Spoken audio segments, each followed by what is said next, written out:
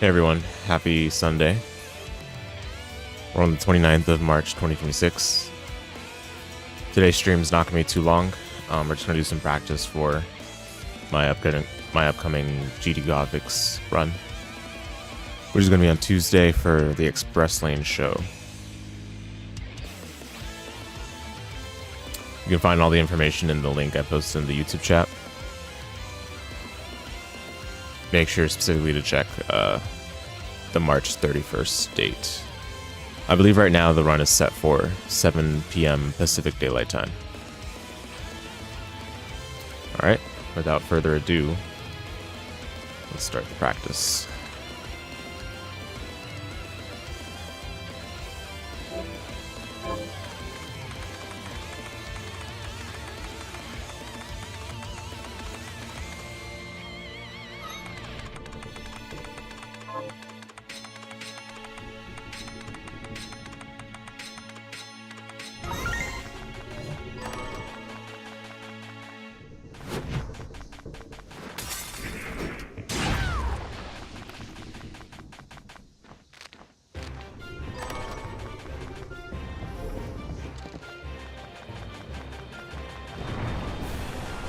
So yeah, this is Bloodstained Rando. Specifically, we're playing on a set of settings which the community calls STS, which stands for Same Type Shuffle. As the name implies, what these settings of the randomizer does is shuffle items, equipment, gear, etc. among their same type. So, for example, an enemy that would drop a shard of a given type will be shuffled with other enemies of the same shard type. So, for example, if that enemy would drop a red shard, they can drop another type of red shard. And as you can see here, this cannon enemy that we just killed gave us a purple shard, and that particular cannon enemy is guaranteed to give you a purple shard in every STS randomizer seed. So it's like your freebie purple shard. We also got a shuriken shard from which enemy was it? The Mort enemy. Shuriken's actually a pretty good red shard, but as with most red shards in the game, they're not too usable until you get a way or a means of accessing infinite mana. Hey, what's up, Frafro? Hope you're doing well. We also did our second key item chest location check. We did the first one at the very beginning of the game in that initial chest, and the second one contains Zangetsu, which is actually a good time right now to talk about the two components to go mode. So the first component is Zangetsu, which is a key item, and it happens to be a weapon, but it's a weapon that you can only find in a key item chest. And the other component to go mode is Dimension Shift, which is a purple shard. Now the purple shards are the directional shards, which are normally activated by aiming the right analog stick and pressing the purple shard button. But Dimension Shift in particular is not like a combat-oriented purple shard. It's actually like a progression ability proper that you need to beat the game. And the only reason you need Dimension Shift is that there's one room at the very end of the game that you cannot get through without Dimension Shift. But it turns out that Dimension Shift also functions as full flight for navigating around the castle. So it opens up most of the areas by itself, although it's limited by your access to mana. So it's still useful to have it because it unlocks most of the castle except for the water areas. So here's our first boss, Vepar.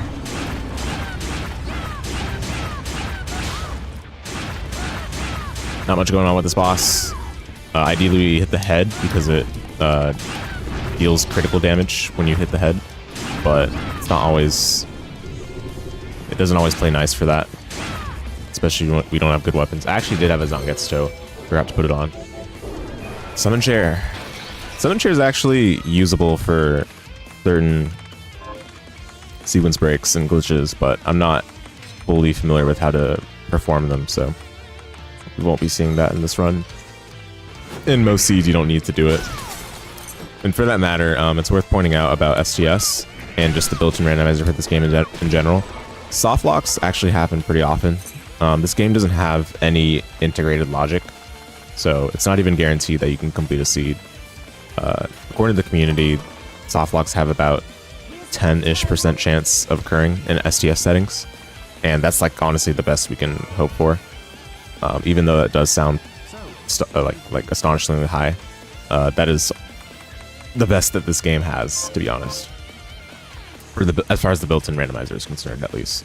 Now, there are community maintained and supported randomizers that actually implement logic, but the built-in randomizer is a lot more accessible for most people because it's available for console players as well.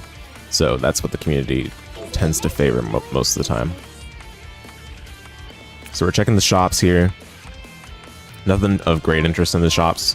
We were looking primarily for fast travel consumables, which are called waystones in this game. They take you basically to this very room when you use them. Unfortunately, we didn't find any, so we'll have to find them naturally through the item chest throughout the game, which can have randomized contents. Specifically, the brown chest can contain waystones more frequently. I think sometimes the blue chest can as well, but it's not as common. So here we're doing a quick side quest farm because there is an accessory check available at the side quests potentially, and progressing them allows you to get a peek at what those accessories might be. And the one accessory that we hope to find is the one known as GeForce glasses, which completely breaks the game in terms of combat. It pretty much solves any given seat's combat because it allows you access to infinite mana. That being said, even though you have access to infinite mana with GeForce glasses, you still have to have enough natural mana to be able to cast the spell that you want to cast or do whatever action you want that costs mana. So if you say want to use Summon Hellhound, which costs 200 MP, and you don't have 200 max MP, then you won't be able to actually use it even with GeForce glasses until you get 200 MP.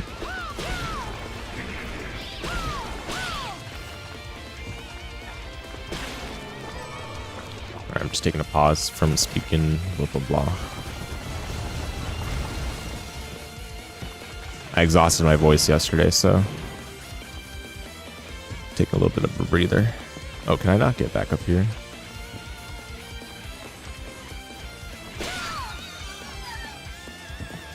Bruh. Body.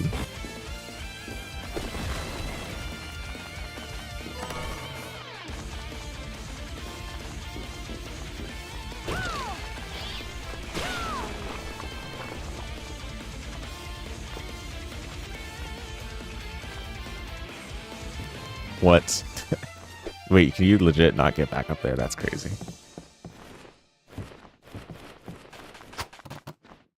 Good to know. Wait, do I have Kung Fu shoes? No. Yikes. Oh, there's not really damage boost I can do here either.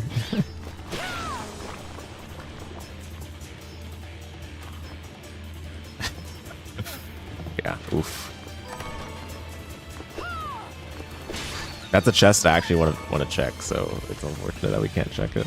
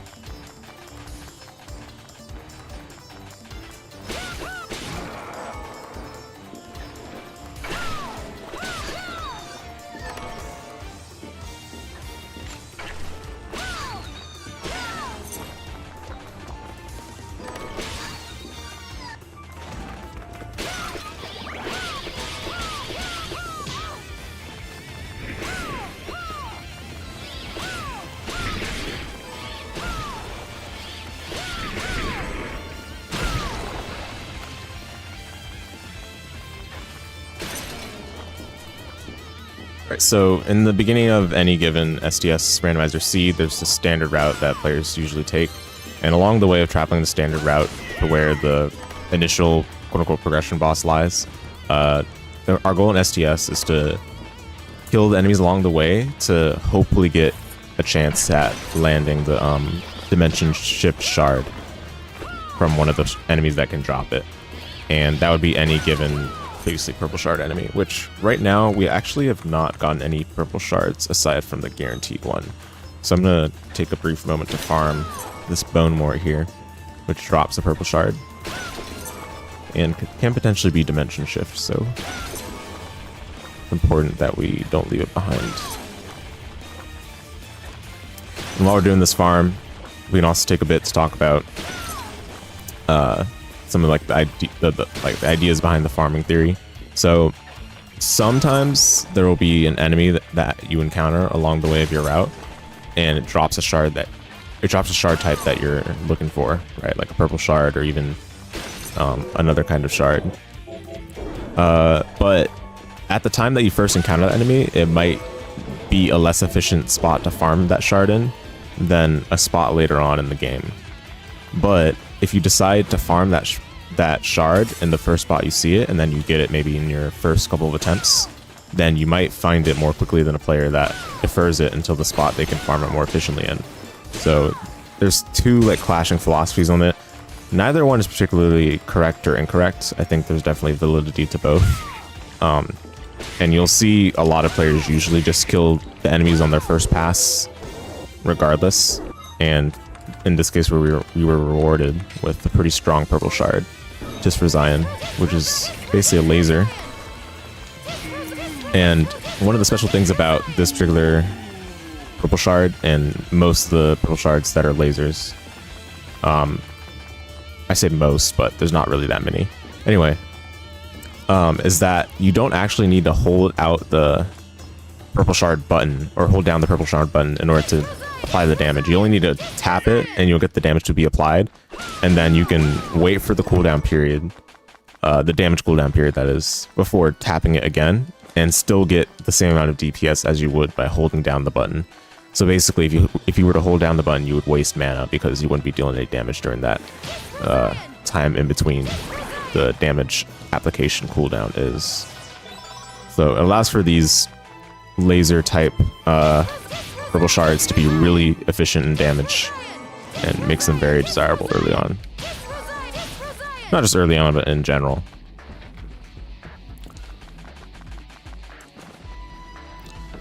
And you'll notice, of course, I've been doing some backwards hopping. This is I guess stereotypical in an Igarashi video game. This is the fastest form of horizontal movement at present. Later on, if we happen to find the accelerator blue shard, then we can zoom a lot more quickly with much less effort, because all we have to do is hold down that blue shard button to dash with such speed. We're going to take a quick moment here to farm this Barbados enemy. There's other farms or other spots to farm it in, but this spot is readily available early on in the game, so it's no issue to just take our time here right now before we fight the first, or rather second boss, Zangetsu 1.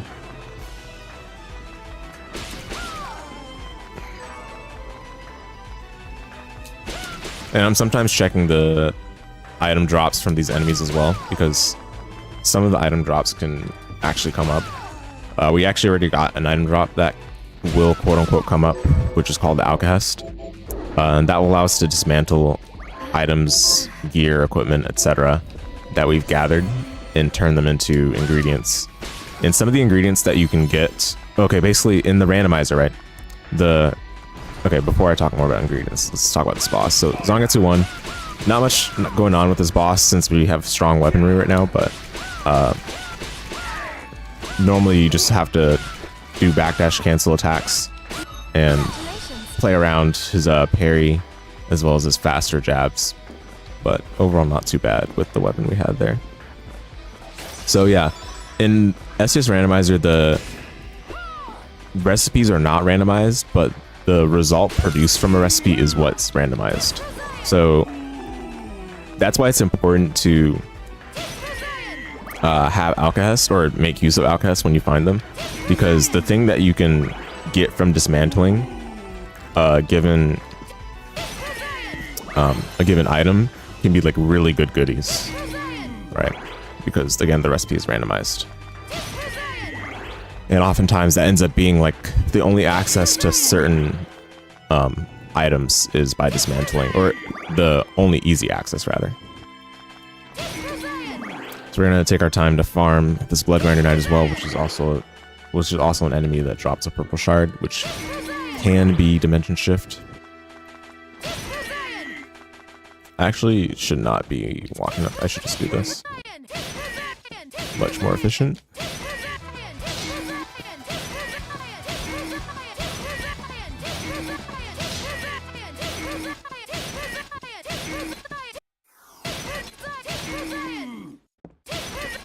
This is part of why Test Design is great, because it makes every farm after that much faster.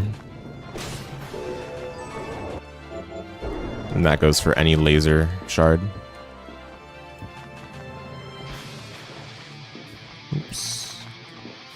We actually got a new weapon, Ariad Bar, but unfortunately Ariad Bar is... Well, Ariad Bar is good, but this Resign plus Zangetsu is good enough for what we currently need as far as combat is concerned, so I'm not going to open the menu to switch to that. But it's a spear weapon, and spears have a much more workable hitbox than katanas, so...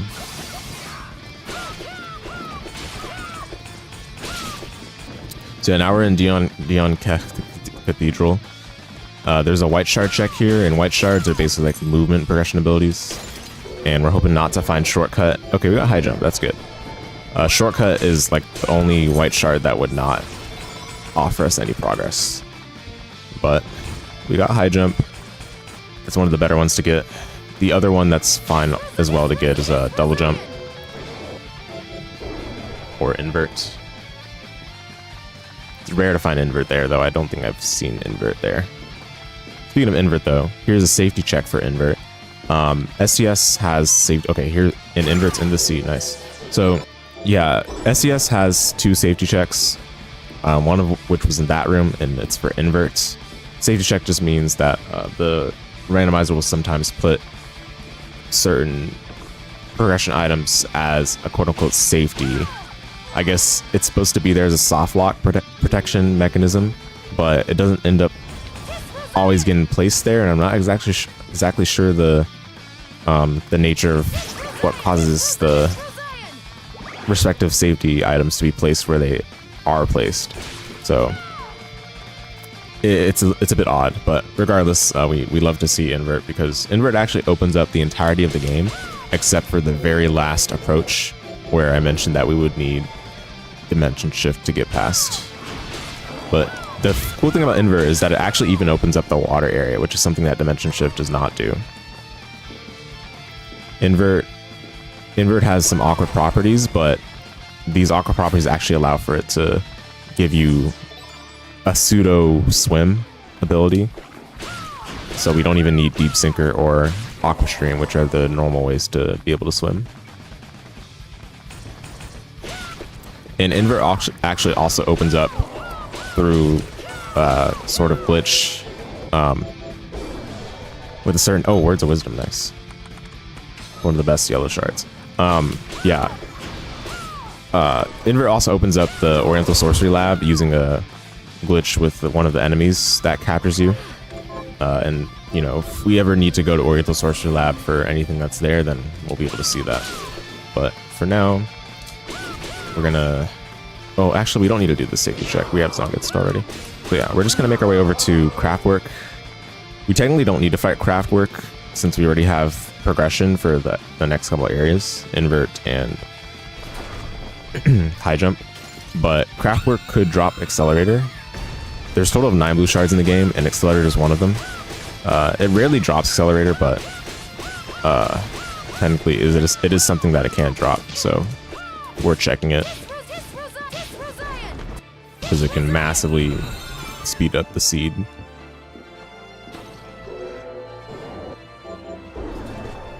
Okay, instead we got one of the worst ones. Healing. That's okay though. We at least get another accessory check here. Okay, not Jeeble's glasses, unfortunately. So yeah, that's part of why it's still worth fighting Craftwork. You get an accessory check, you get a familiar check. And we actually should put on that familiar. Karabos is one of the best ones. But yeah, Words of Wisdom I mentioned earlier is one of the best ones as well. It gives a chance for spells you cast to be free, which obviously isn't super helpful since we already have a highly mana efficient spell at the moment in Tisra Zion. But just in case we find something that we prefer to use, it's still going to be pretty helpful.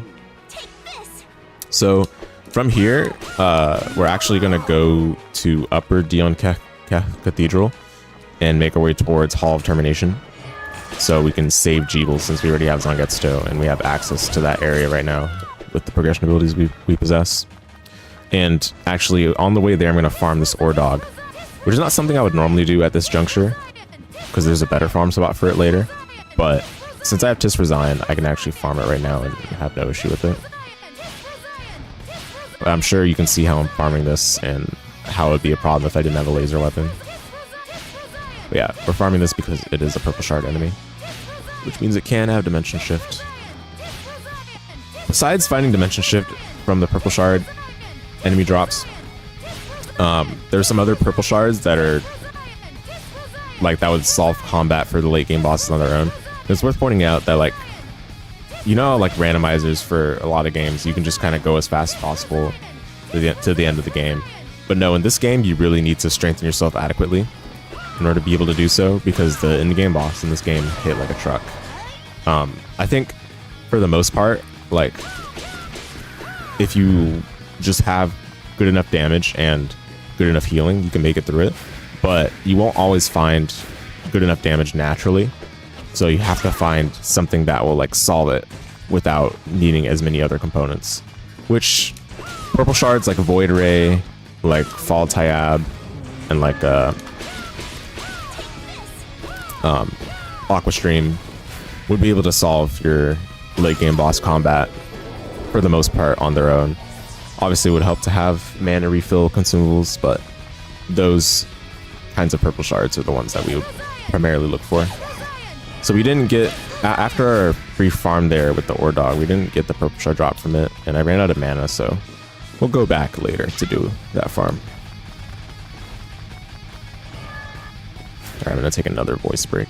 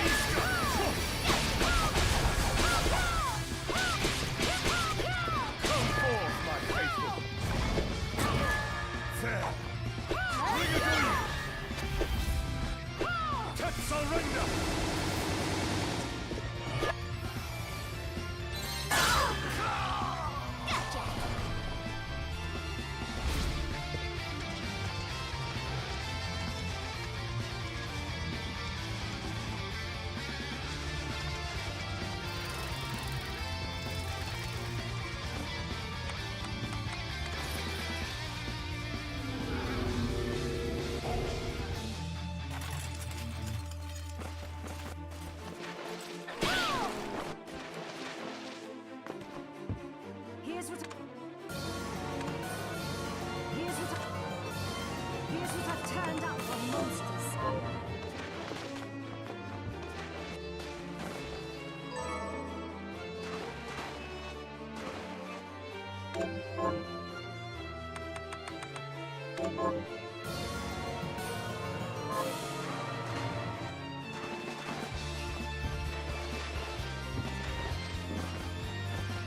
So, what will it be?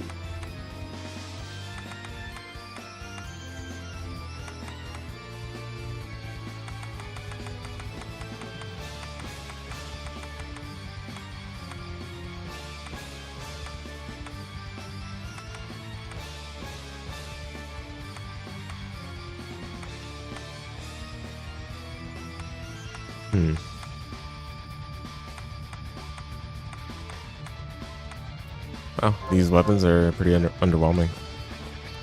Oh, I didn't check the dismantle shop. What are we transmuting this time? Halite's available. Let's go.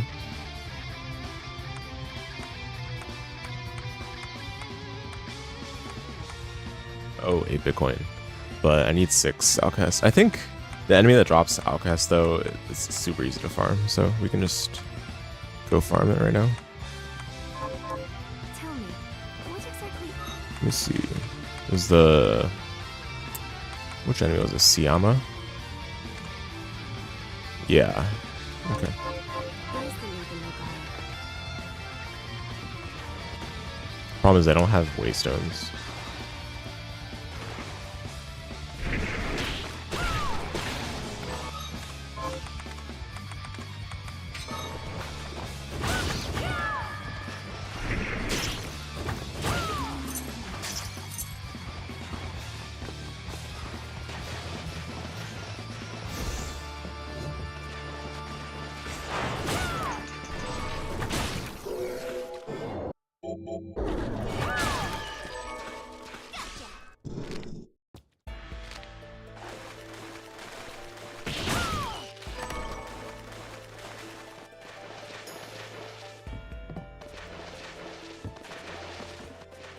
Oh, those 3 Siyama only spawn once, it looks like. Okay, I didn't know that.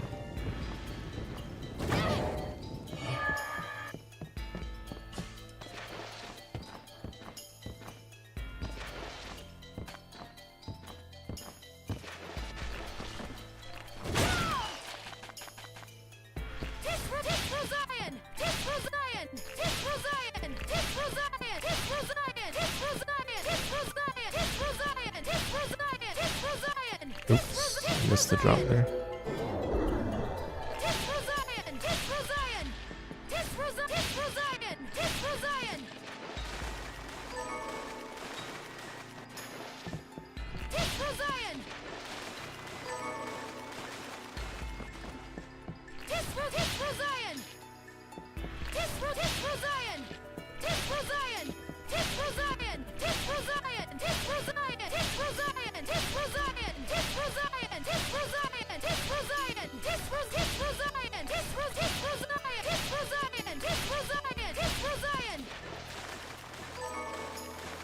Dang, unlucky.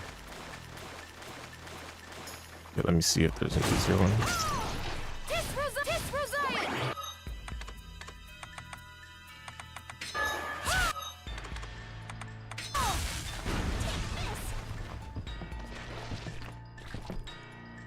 There's one here. Oh yeah, there's an easy one here. Okay.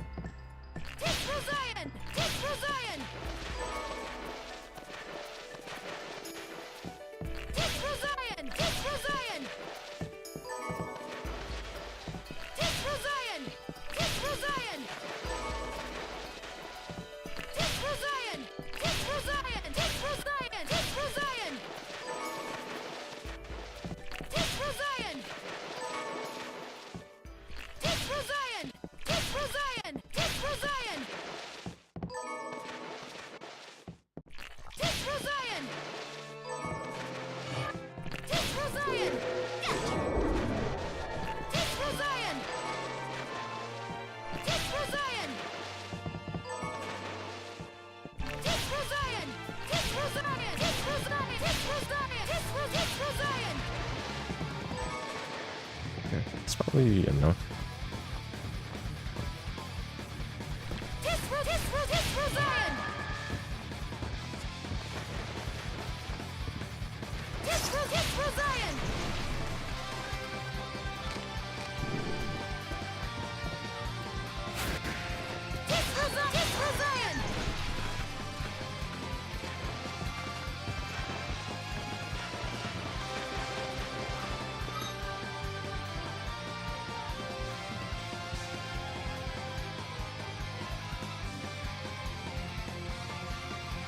One second.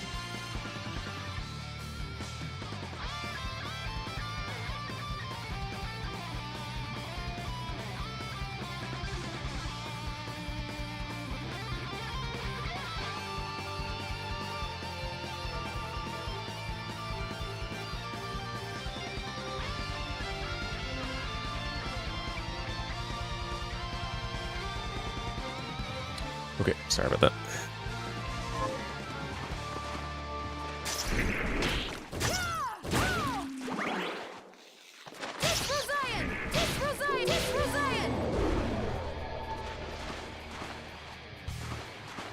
Okay, with Outcast now we can try getting that 8-bit coin. So, what will it be? Okay. I'll go with this.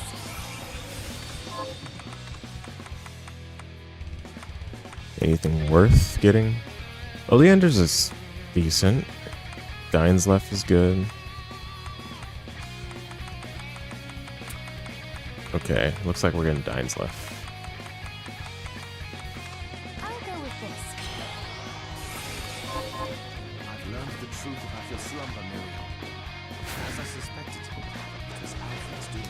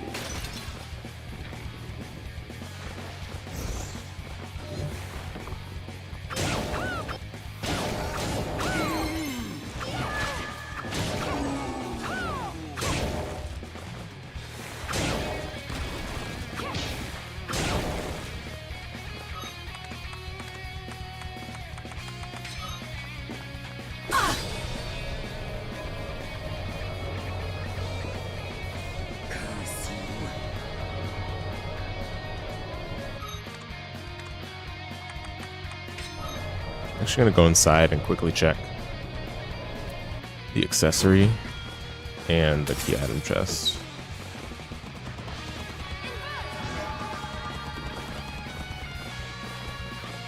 Just helpful to get this check out of the way.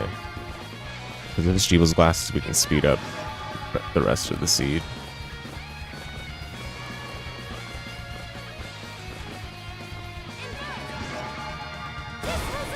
Wonders Ring, still pretty good.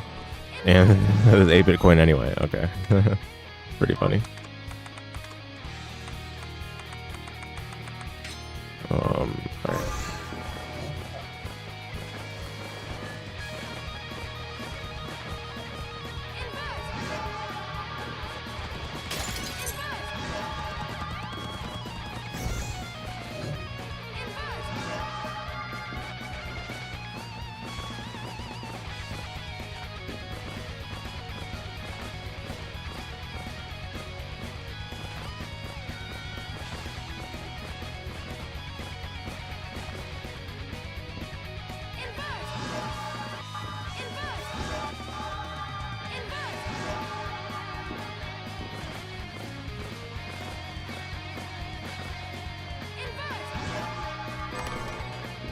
Okay, that was worth it.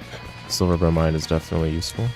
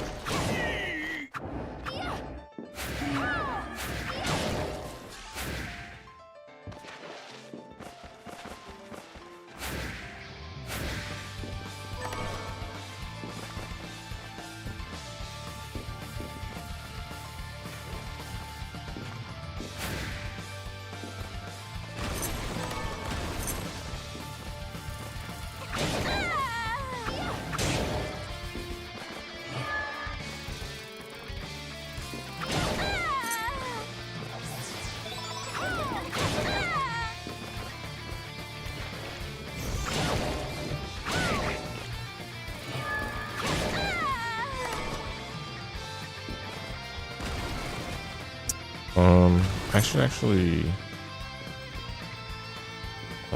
okay, it's fine for now.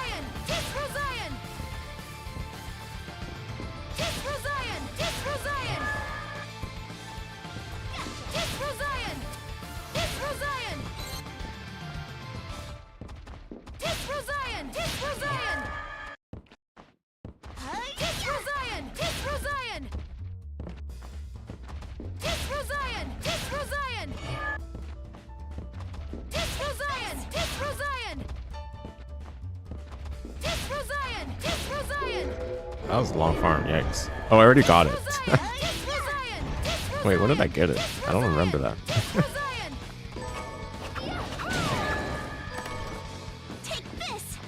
Must have gotten it on the way down.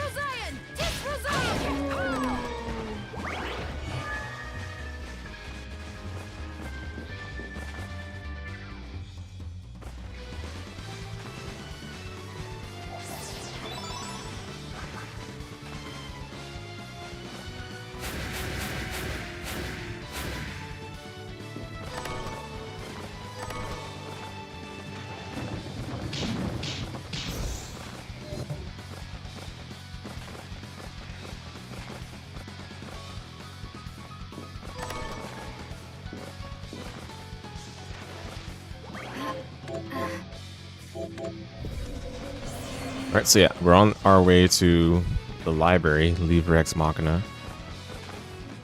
And here's a boss, or here contains a boss known as Andreolphus. He drops a white shard. In the vanilla game, it's double jump. Here, we don't have double jump yet, so that's what it could be as well, but it's more likely to be invert. Since the invert we have right now is safety. This is probably where the real invert is. But that's not the real reason why we're here. Why we're here is to be able to borrow the books from the librarian, OD. Specifically the Deadeye Tome, which gives a 20% boost to directional shard damage, which is a pretty insane damage up, so very desirable. Makes it worth the trip.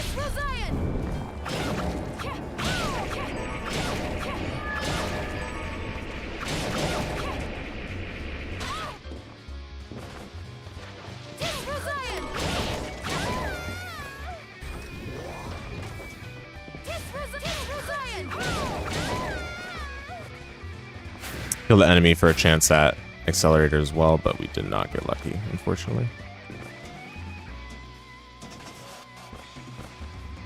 Okay, we get the Deadeye Tome, and we'll have to come back to him to get our identification since we have silver bromide. So I kind of messed that up. We should have gone back to the hub town before doing this.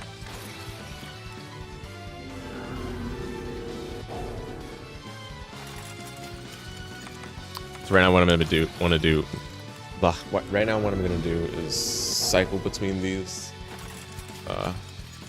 warp points, and for whatever reason, doing this allows you to borrow more books from OD. So when we go back to them, we should be able to borrow 2 or 3 books instead of just 1. And borrow is used very loosely. Because we're never going to give them back. I'll tell you that. But before that, What are we transmuting this time? oh no, I don't need to make a trip here. Before that, we're going to get our identification. And then we'll go back to OD to get our, basically our transit pass. What are we transmuting this time? Alright, let me get Halite and make a rice ball. Doing this now so that we don't have to do it later. And whatever you make in the crafting shop, you can purchase in the normal shop. So I'm gonna sell all of this that we don't need, and then buy 99 rice balls. You're not normally able to carry 99 healing consumables at a time, but food is an exception. This is why it's very desirable to find any means of crafting food in a seed.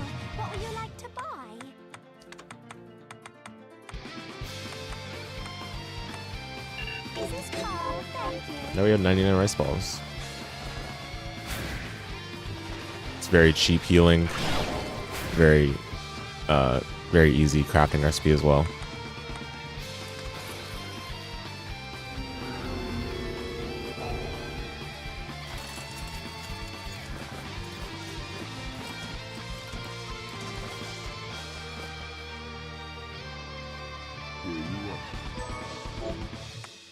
Alright, so we can carry 2 books now. We're gonna get the one that increases the luck, since we still have some farms to do. Alright, and then there's an oops. Yep, sometimes this game is like that. There's an accessory check down here when you jump under the librarian's chair. I think 10 times for the first chest and 20 times for the second chest, something like that. I don't know exactly how many, but there's an accessory check here, so that's all that matters.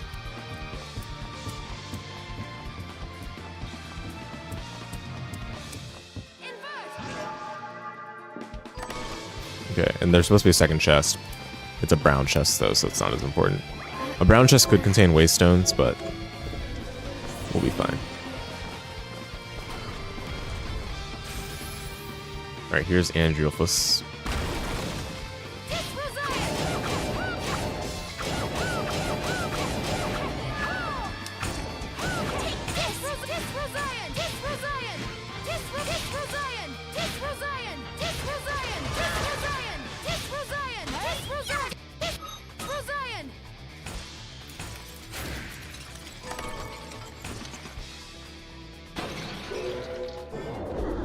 Yep, it's a duplicate invert.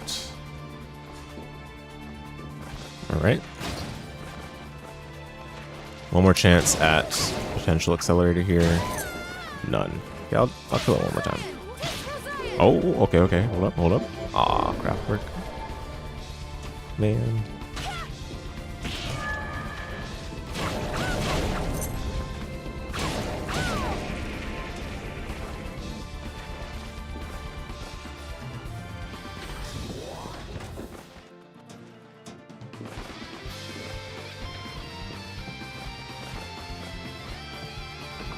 So now we'll be on our way to fight. I forgot the name of the boss, like Bar or something. It's the twin dragons, which this area is named after. They drop a purple shard, so it's going to be a boss that you usually fight in any seed.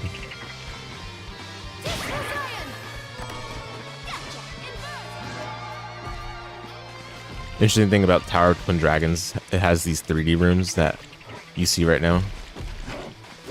And you cannot use dimension shift in these rooms.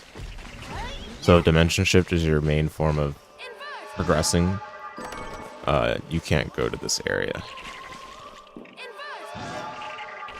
Well, you can make some progress in this area, but you can't make full progress into it.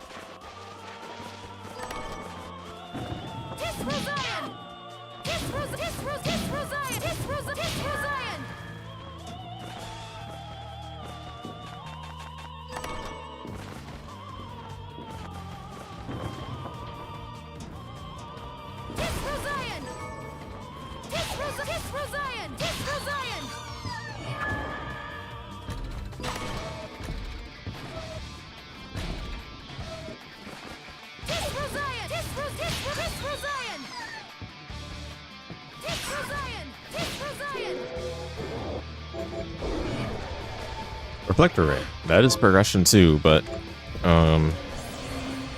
for our current position, it's not going to be useful unless we have a way to, or unless we have Deep Sinker. At this point, that's not going to be the most useful thing to have anyway. But it is something.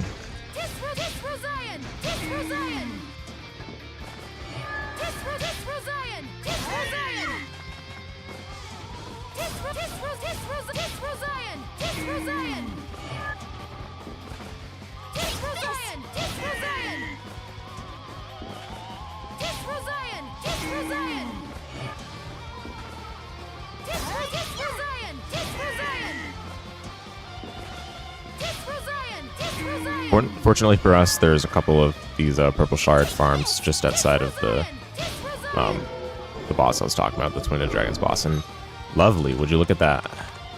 It's Void Ray. It's one of the best purple shards in the game.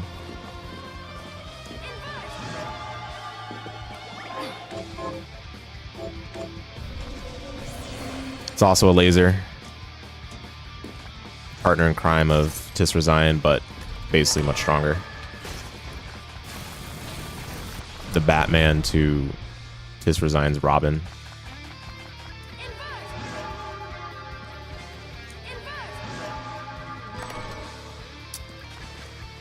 And eminently, we're upon the next boss.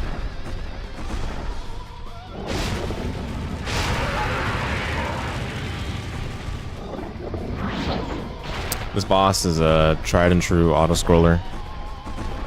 Has some damage thresholds.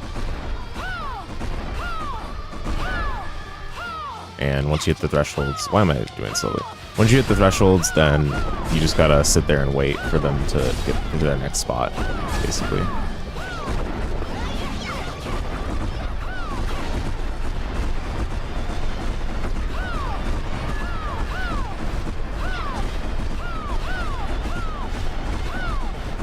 I got used to Tis Resign timing that I forgot about Void Ray being much lower in cooldown, or damage cooldown.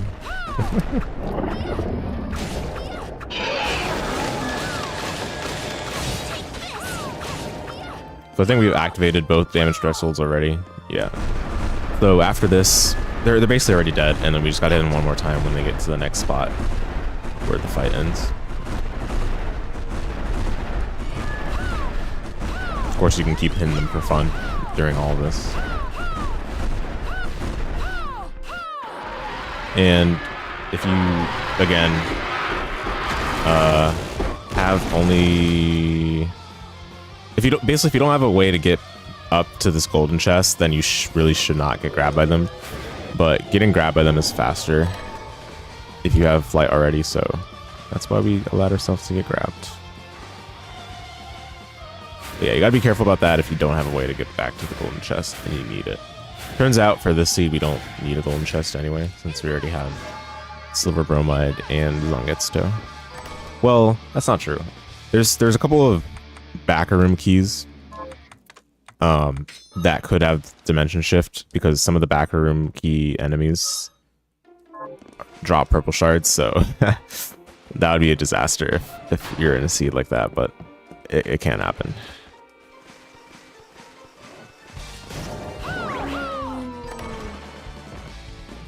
Alright, there was nothing too noteworthy in this area other than Void Ray, so we're just gonna move on.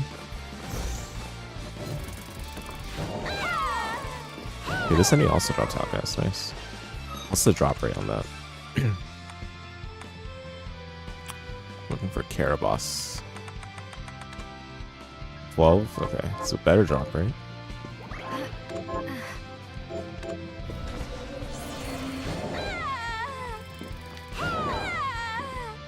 I want to farm it.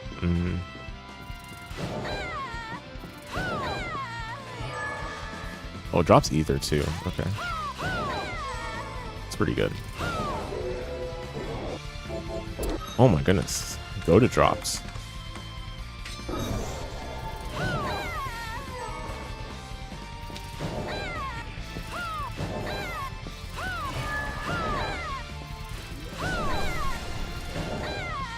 Sometimes we'll do farms like this if you end up finding something good from an enemy that isn't necessarily a purple shard enemy.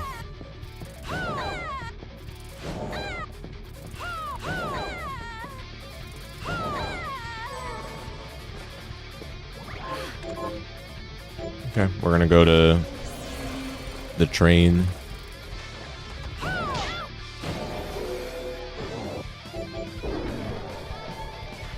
We're very strong right now, so we should have no problem dealing with the final two bosses, Dominique and Bale.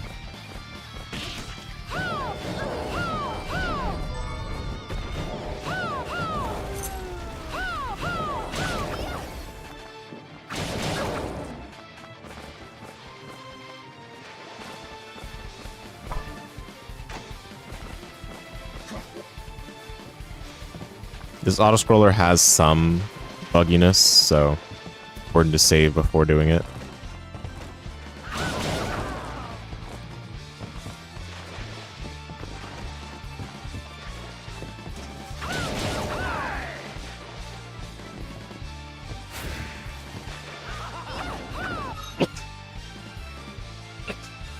Excuse me.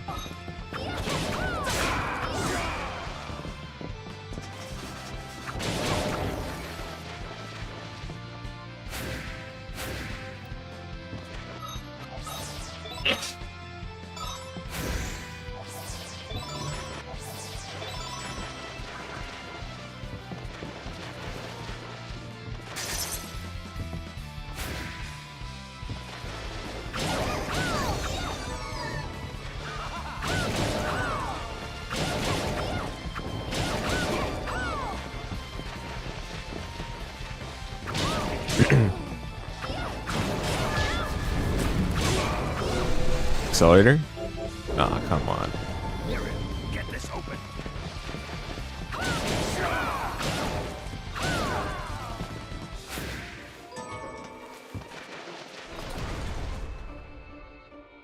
I will cut down all this foolishness.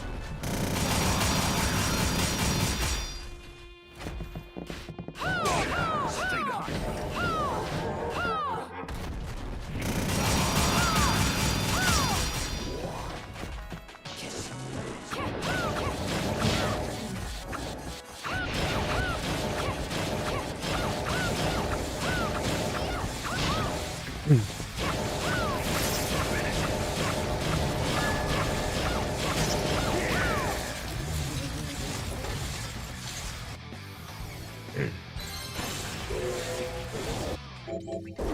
That's the angry train boss, basically.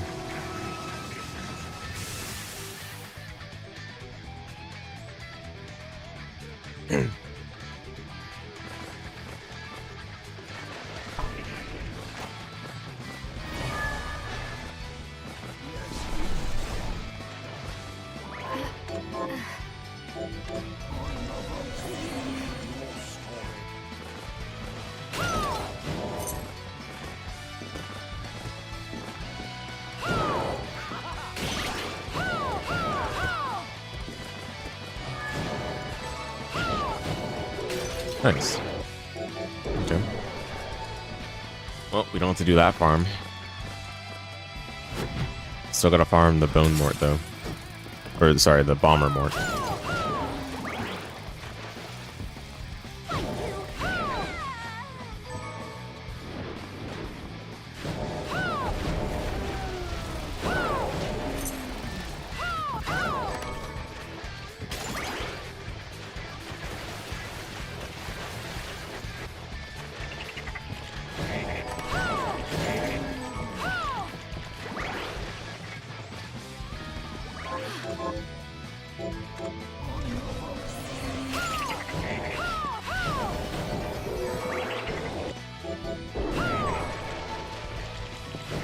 Alright, and then there's the boss that in the vanilla game drops Reflector Ray.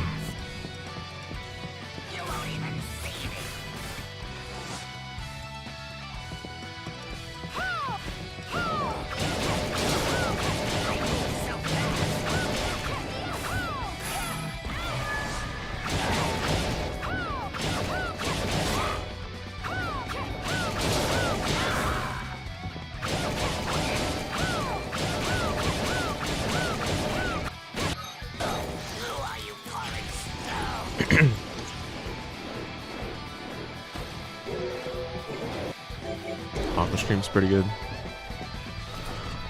Aquastream and Chisel Barrage have a technique that lets you get way more damage than probably intended by crouching and uncrouching while you've got the hitboxes out. So it basically summons more hitboxes every time you crouch and uncrouch. It's pretty crazy.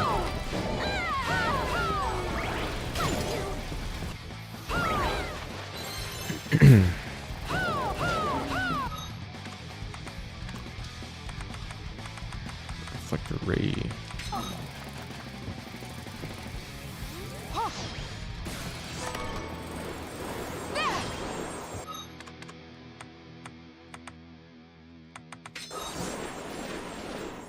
That is an accessory check, so you got to do it.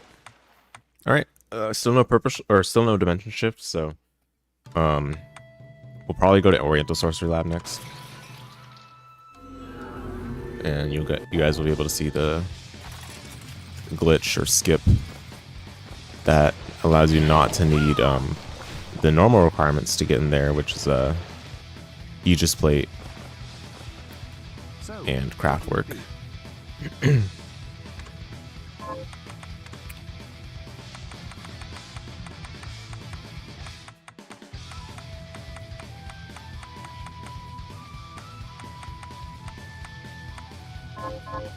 know, shard research has advanced during the 10 years you slept.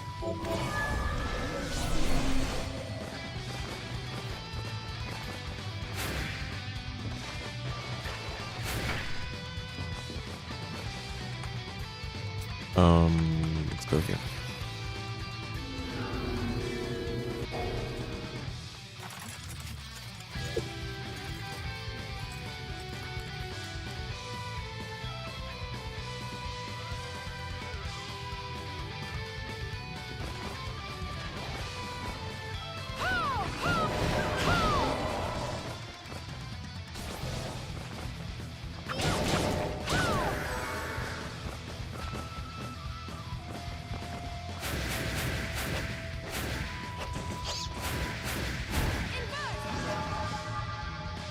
So basically, you come up here, you gotta lure this enemy towards you, and then it grabs you, and as it grabs you, it undoes your invert, or undoes, oh my goodness, undoes your invert, and takes you on top of this platform that you were underneath before. Pretty cool.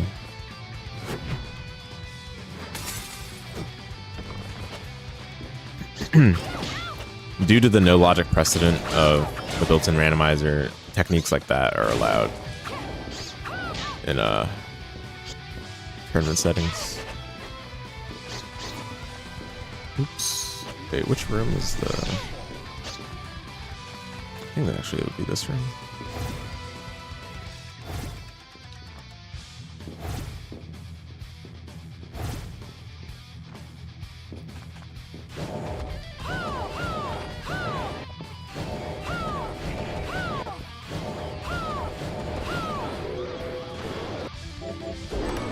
Venomist, it's a good option against Dominique. Basically every humanoid is weak to poison, so...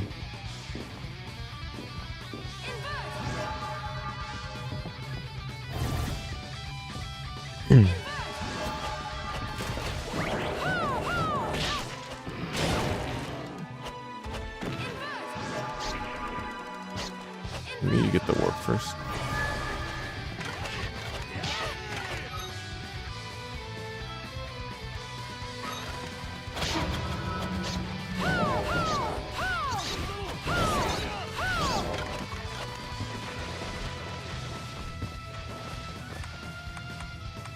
It's gonna get the warp and heal up quickly.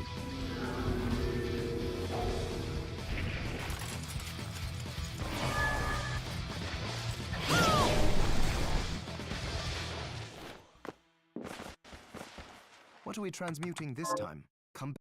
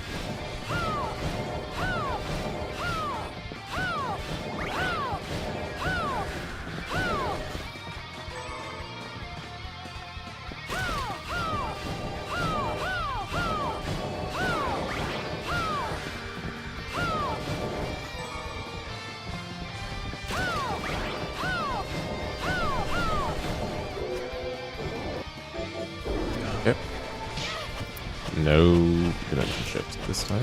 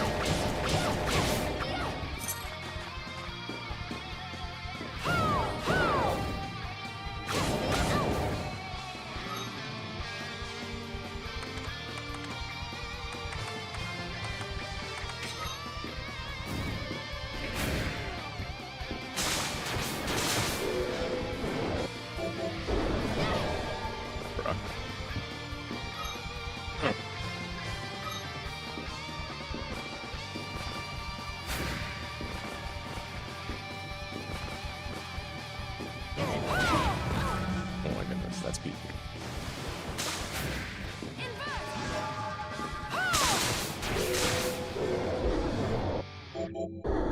Fall jab is good. Oh no. I want to keep this, but I'd have to, let me see. Can I suspend? No, but it doesn't keep the shard.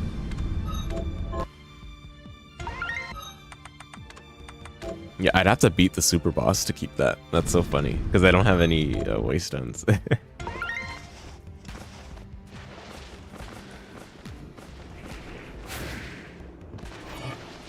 Oh well. It's one of the best purple shards as well.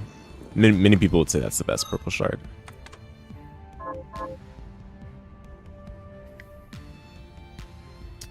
Okay, well, our options left are not very attractive. I mean, we can go to Hidden Desert, I guess. Yikes.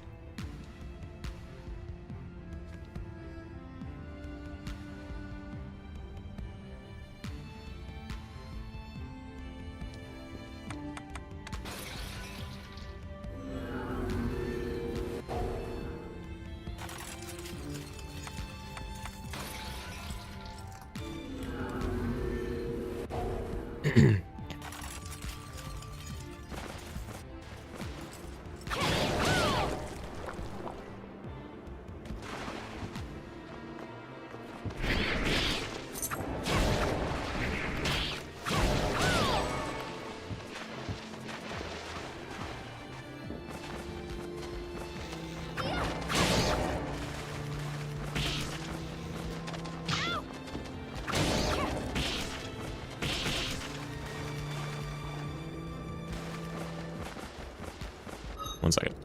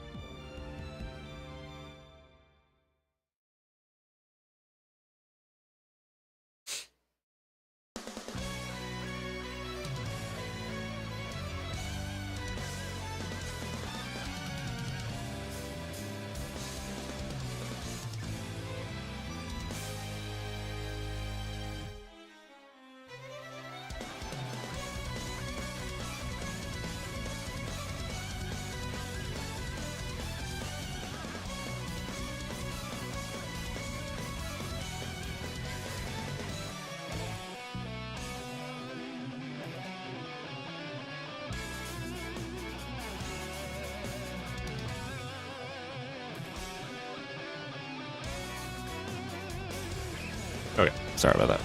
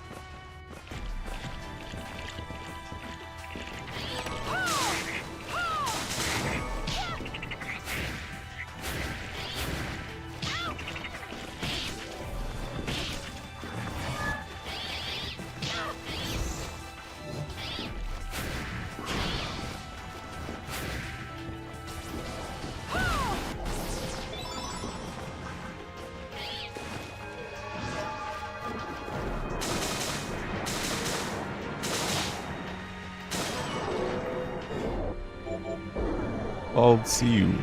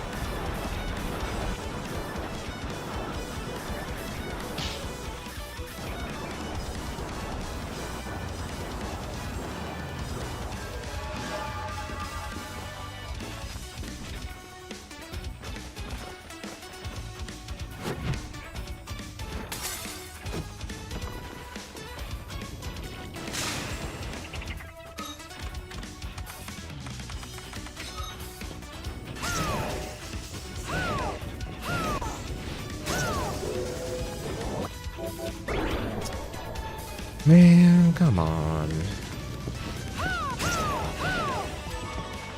Well, I think we've gotten rid of all of the quote-unquote good farms. There are only bad farms left. So, the problem is I need to practice the in-game bosses a little bit. Okay, we'll do one more seed, and hopefully it's a seed with the more reasonable dimension shift spot.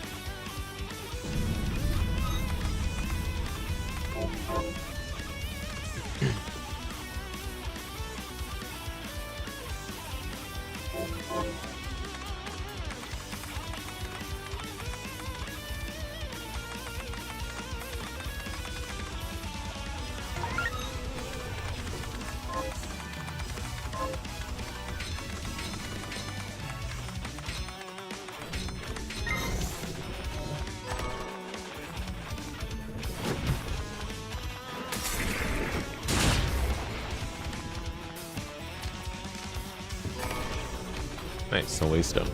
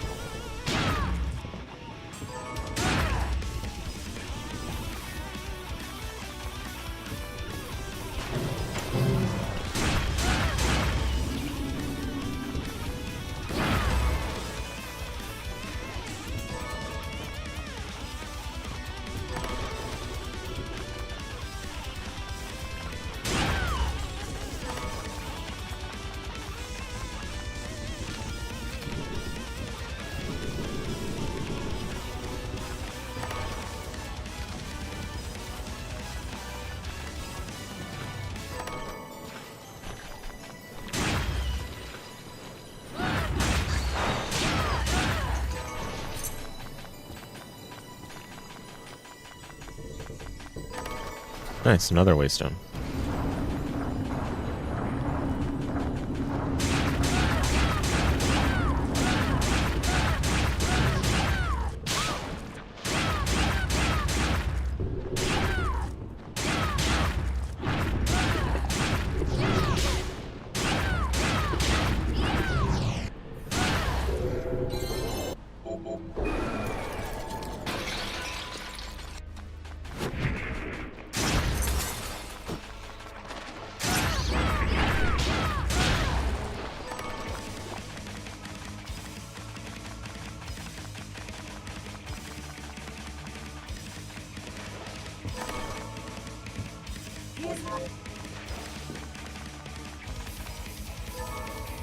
Galleon map. Ugh.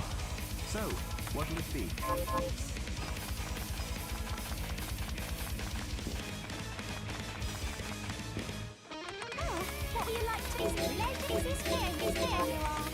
What would you like to buy? Waystones in the shop. Excellent. Here you are. Nothing else great in the shop for now.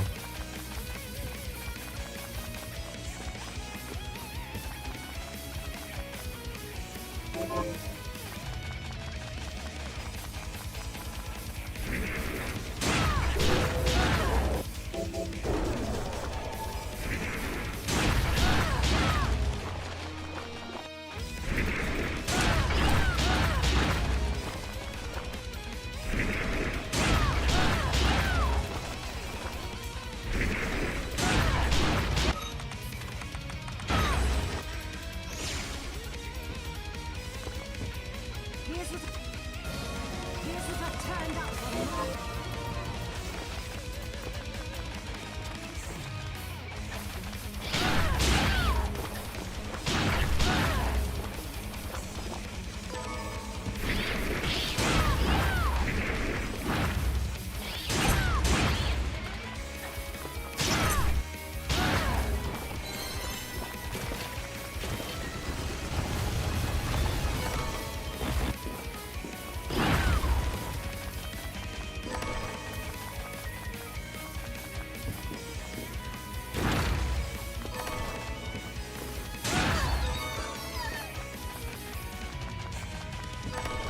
Oh, nice. Excellent. That is the best weapon you can find in a weapon chest.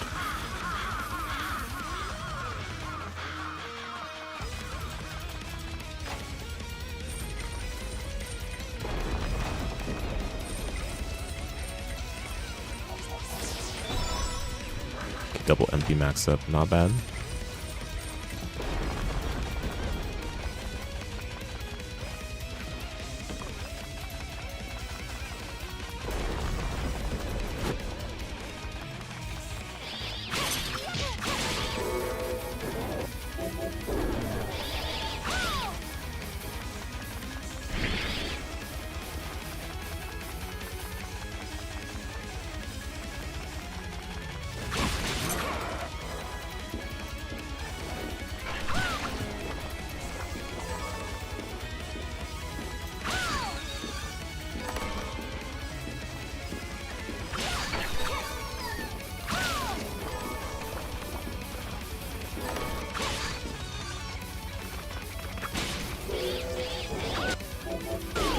Skia.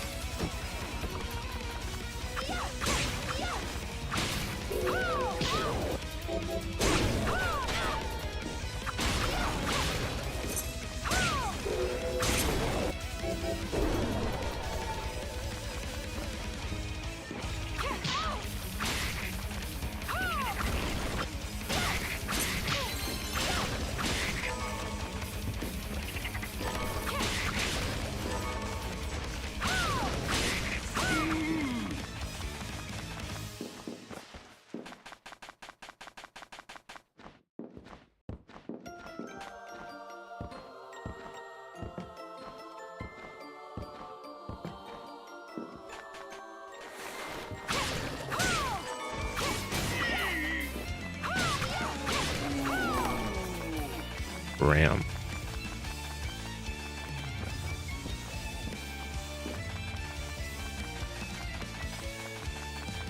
I see some players put gram on for the fast movement.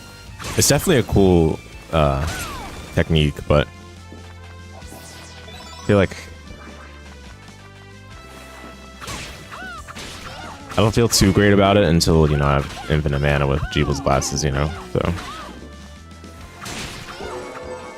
Oh, Halai, nice.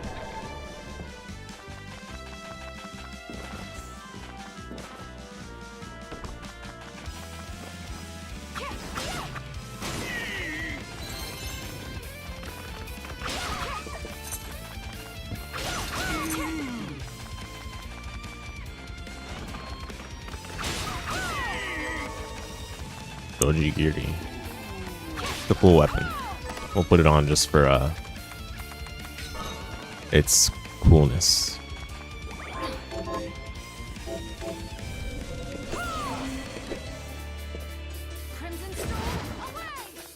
Too bad they made the weapon specials cost mana in this game, unlike Soden.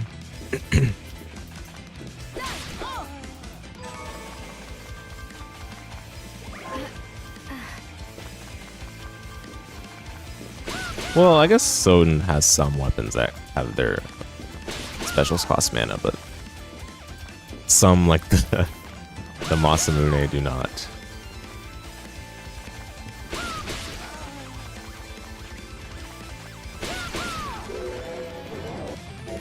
Oh, that's a good one.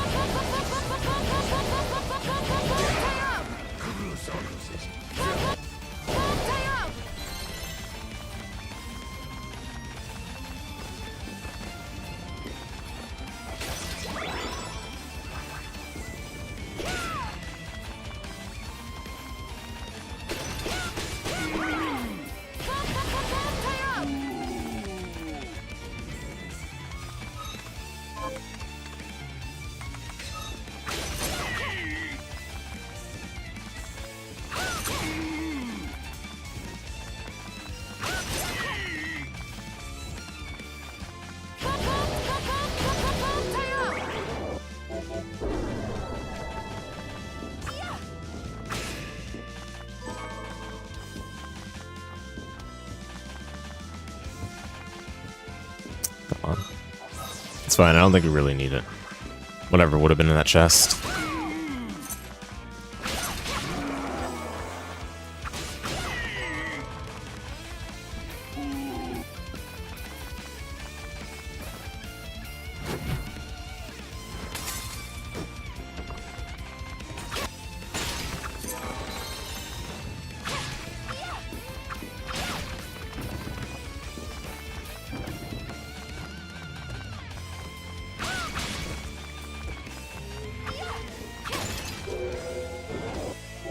Double jump.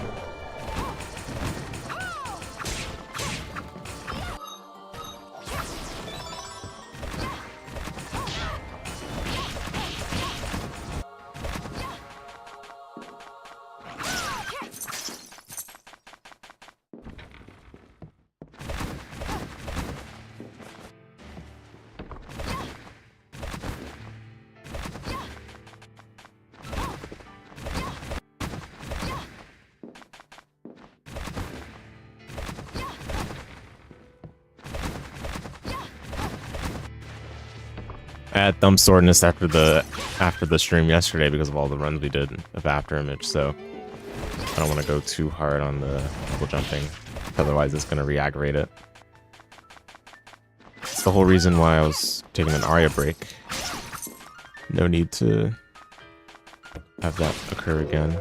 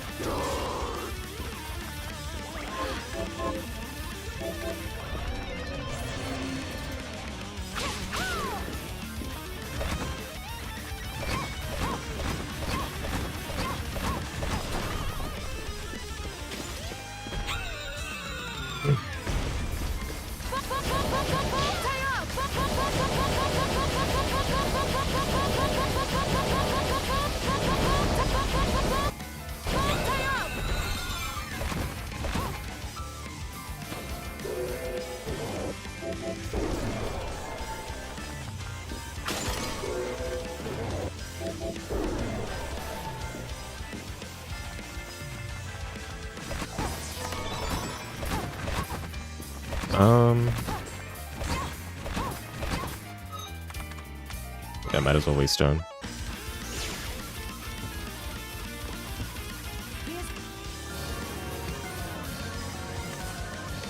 Here's what I've turned up for, Monster. Hey, what's up, Robo? Thank you. So, what do you think? How did the Claire Obscure go?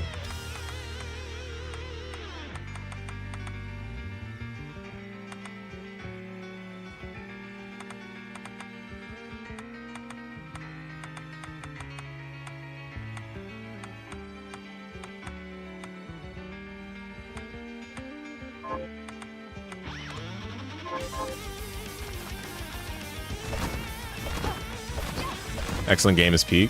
Nice. Yeah. Yeah, that that's a game where I'm like, man. I'm surprised like a big AAA company didn't try to tap into that sort of style or market already. But, you know, for it to have been done by a relatively unknown French developer, it's pretty awesome. Cool to hear that they had success with that.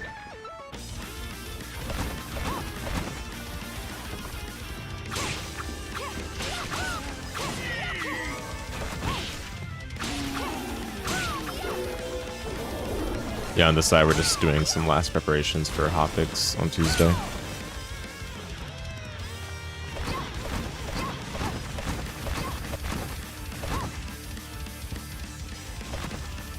I had some soreness after the runs of Aftermid yesterday. Thumb soreness. That was yikes.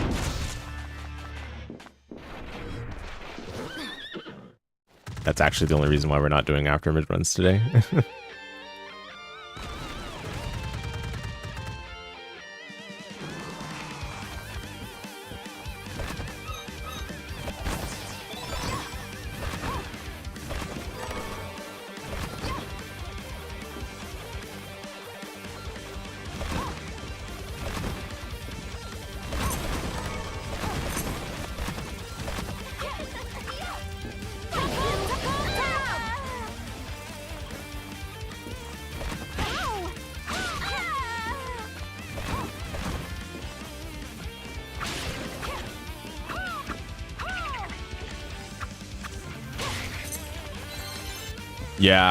Yeah. The same predicament with Arya that I face. Except Arya is like another extreme of that. It's brutal. But we'll get back to it after the Hotfix run, hopefully.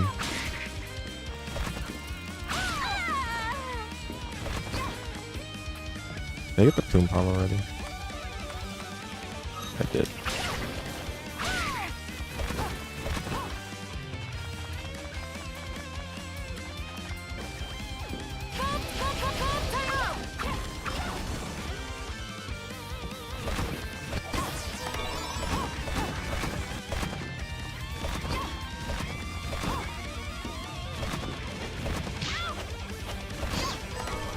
Oh, moon belt.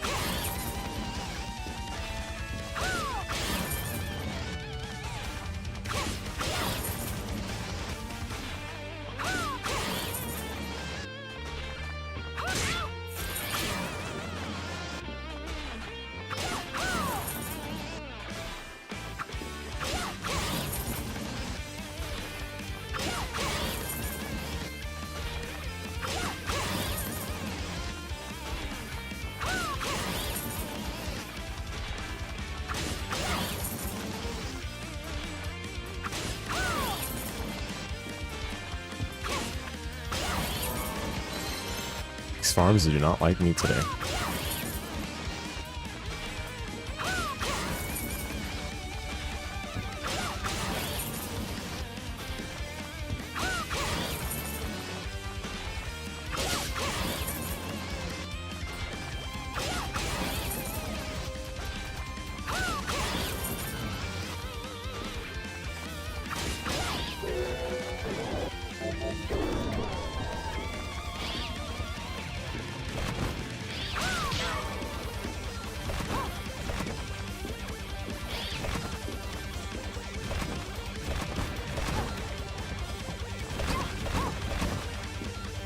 Oh, I haven't been though. Oh.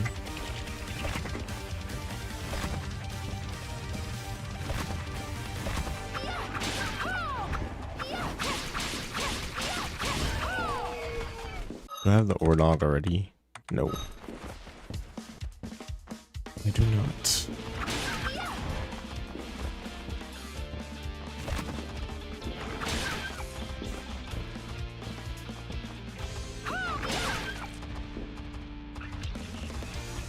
Yeah, dude. Yeah, isn't that messed up?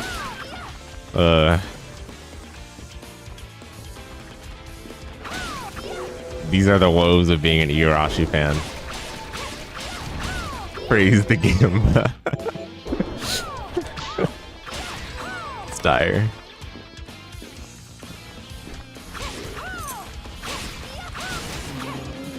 Yeah, somehow Arya is the game that you can avoid RNG.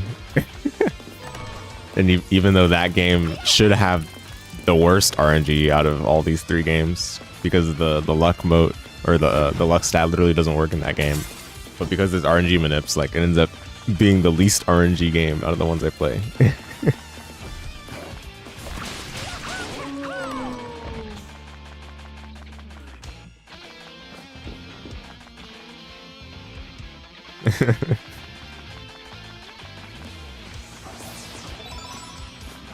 We just need to find manips and after image, dude.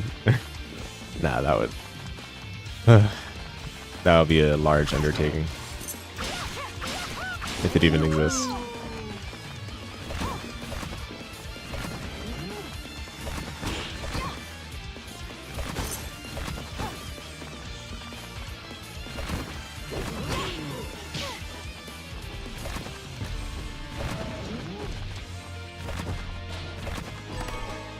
Gambler's ring. Speaking of Qanba.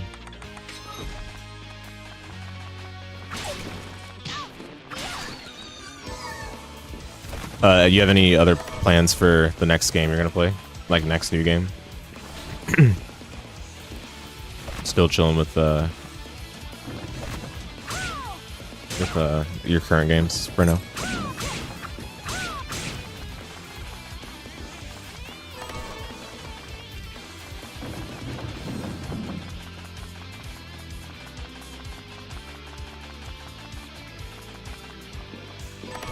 Saros. I've not heard of this one. What kind of game is it? Action roguelite from Returnal devs. I've not heard of Returnal either. But action roguelite. Okay, nice.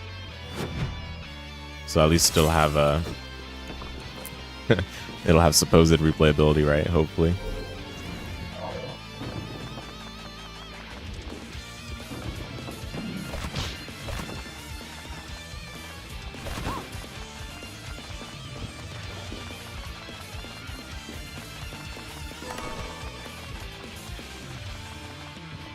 Crimson Desert, Claire, After Image, Tales of Eternia. Oh, nice, yeah.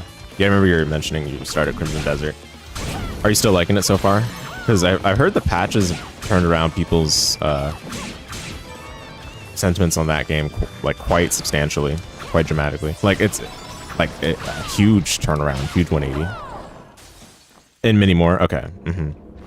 Always got a bunch of games in rotation. Yeah, it's good to switch things up and keep yourself entertained.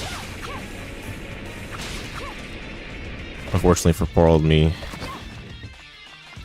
it's hard for me to even focus on two things at a time. Especially if one of them is a game I really like. Hyperfixation. Don't think the game's very good still, but you like the immersiveness? Okay, yeah. Yeah, that sounds about right.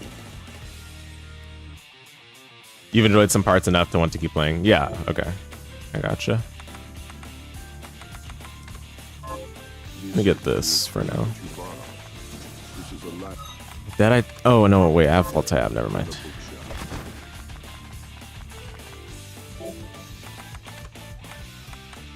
I'll go with this. You wouldn't recommend it? You don't want to drop it just yet? Okay, yeah. Yeah, that's fair. Yeah, I'm sad that I'm sad that the game turned out to be the way it did, but it's okay. I'm sure me from like 10 years ago would have been all over a single player Black Desert kind of game, but times have changed. Gotta get some value for the money. Oh my goodness, dude, that exact sentiment is absolutely that's gotta be like the mindset of the people that get the games like Neo and stuff, like with all the bad runbacks, all the Metrovanias with all the bad runbacks, and then they don't want to say anything bad about it because like, oh man, but I spent the money, But nah, at least you're willing to see the good and bad in the game. It's just sad, because yeah,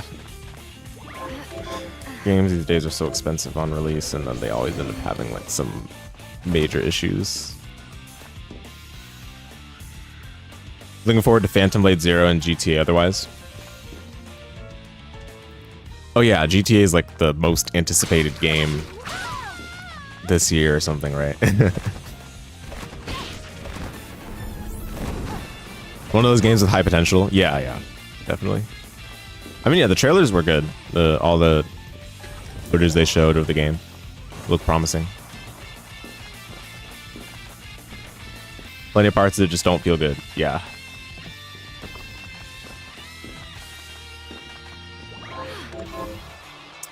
Yeah, I think Earl Abyss just need to go out there and play some real video games, because they're stuck in the Black Desert Online cave right now, basically. Or, yeah.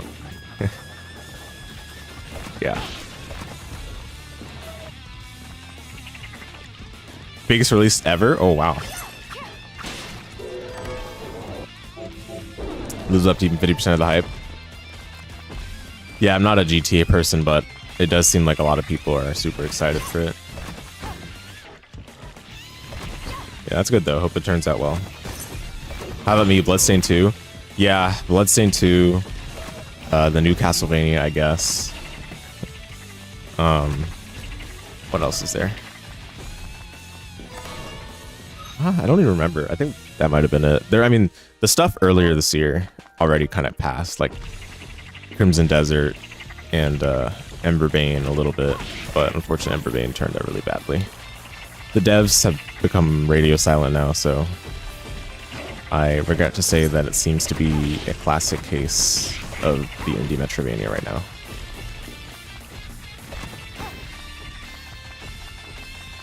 But yeah, I don't think I have any other super anticipated titles I'm looking forward to.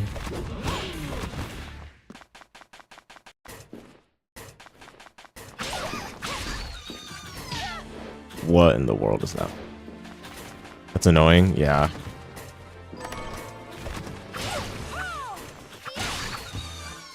Dude, any game that I take some level of interest in is cursed to just be some level of niche. Okay, that's not true for obviously Igarashi games, but yeah, can there be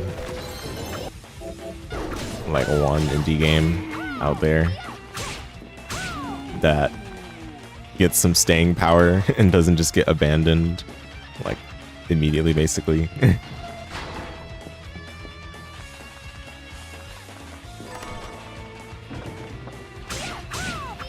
Don't look forward to any of the games you want to get. Yeah, just let me know which ones and I'll be on it. Wink, wink. You want them to be good.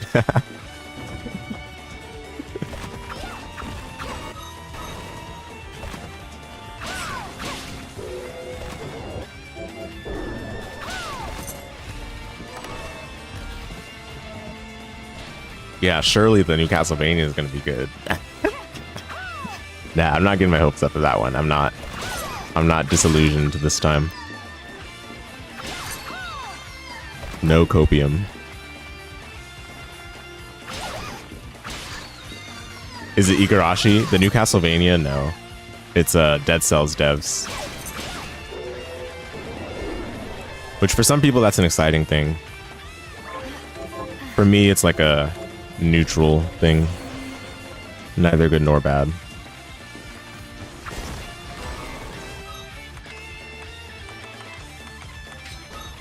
Yeah.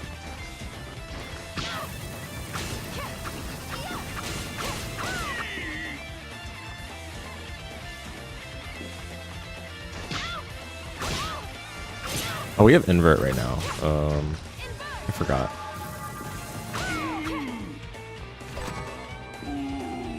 You don't know what to think about that? Yeah. Dude, the gameplay footage looks so much like the Dead Cells art style. And then the animations look like Rogue Prince of Persia. Like, it's kind of unfortunate, right? Because we know that Konami's not actually going to make a Castlevania game themselves because they don't make games nowadays, but at the same time, like, Igarashi's right there. And he said that he is down. He's basically down to do another Castlevania if Konami asked him. But no, I guess not. Dead Cells was fast-paced and optimized, at least. Don't know how that would translate to Castlevania style. I mean, yeah, the thing is, like, it's definitely going to be very different, right, from the previous Castlevania games that Igarashi worked on, that's for sure. And Metroidvanias nowadays are like the lines between a platformer and a Metroidvania are, I mean, okay, like, how do I say this? Like, I don't know the best way to put it, but like a lot of Metroidvanias nowadays have like so many like platforming elements that borderline make them precision platformers. Not entirely, but like borderline, you know. And like Castlevania sure did have its roots, or like sure it did have its roots in a, you know, some degree of, you know, platforming, but those Castlevania games were not like Metroidvanias at the time. Like, they weren't Metroidvania style. You know, like it was more like action platforming oriented rather than just like, you know, precision platformer kind of thing. Like a lot of the indies that you'll see like released on Steam, it'll be like you know, a bunch of spikes and like a narrow passage they can get through with your movement abilities. And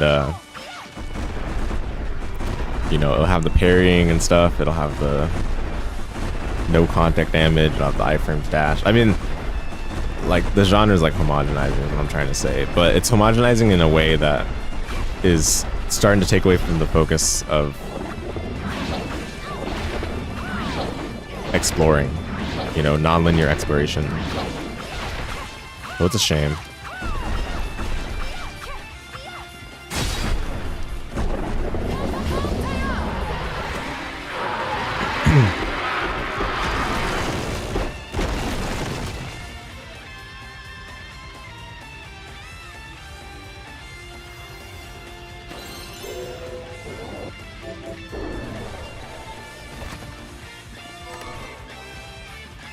Dude, where? Okay, it's fine.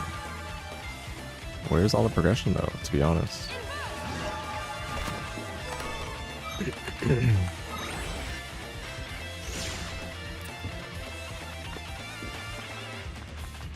What are we transmuting this time?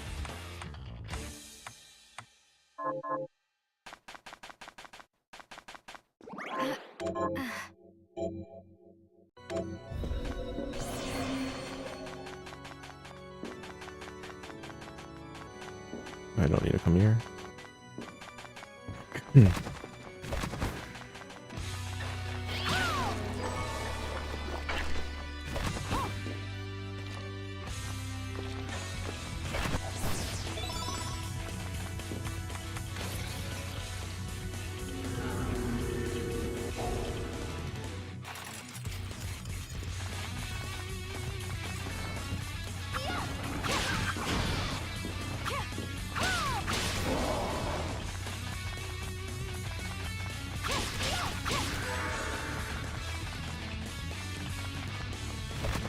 Yeah, we'll see. We'll see. I think the game will still turn out fine. It just undoubtedly will be very different from previous Castlevania games. Super Meat Boy 3D in one day. Oh, wow. Okay, okay. McMillan releasing indie hit after indie hit. Struck indie gold. Demo was cool. Yeah, I remember you're checking it out some time ago. Yeah, that's good. I can't think of anything else that I have my eye on right now. That's not like Indie Metrovania number 100.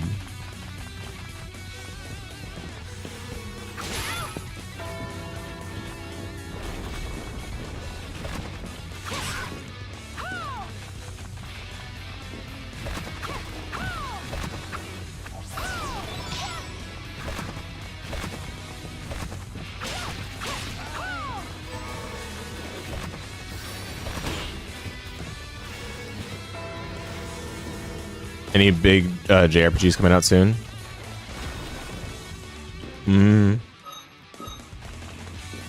Not sure. I don't keep up with JRPGs really.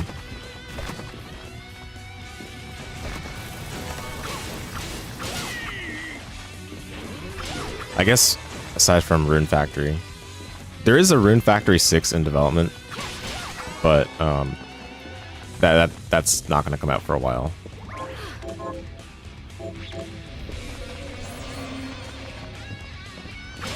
And that's not really a JRPG. It's just a farming sim with RPG elements.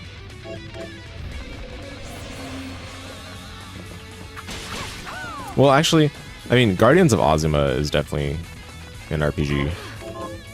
It leans more into the RPG mechanics, but yeah, that's still like a farm sim series. Why am I saving after everyone?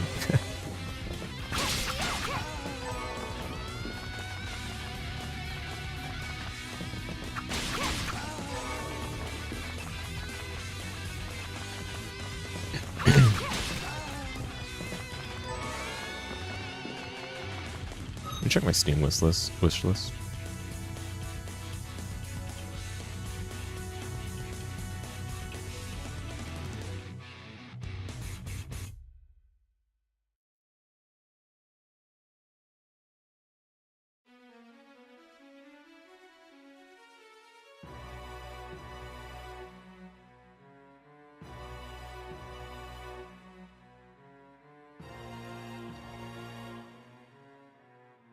Oh, the Bravely Default Flying Fairy remaster came out.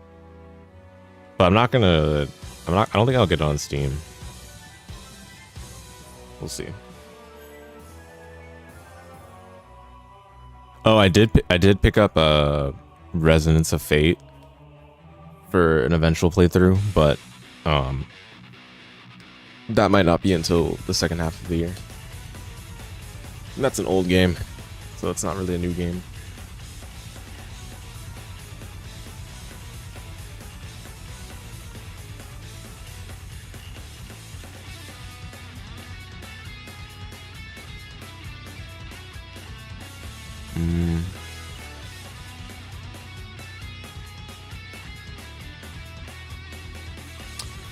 Did Crowthorn get an update on when it's coming out? I thought it was coming out this year.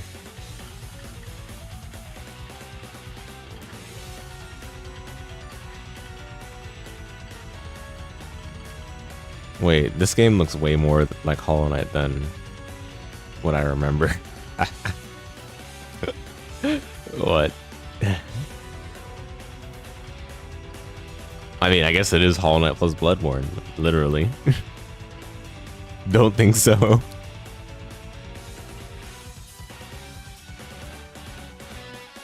Ooh.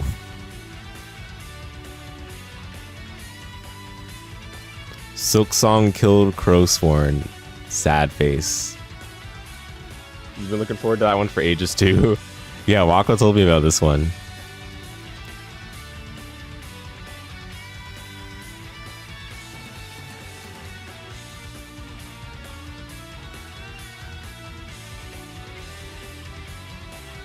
Oh, this game had a Kickstarter. Oh, get bodied. Dude, every time I see a Kickstarter for these indie Metrovanias and then they go like radio silent, dude.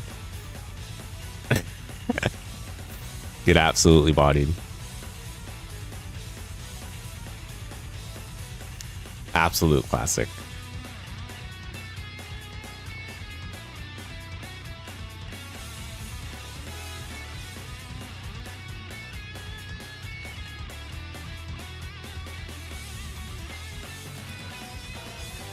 Oh, these were from last year.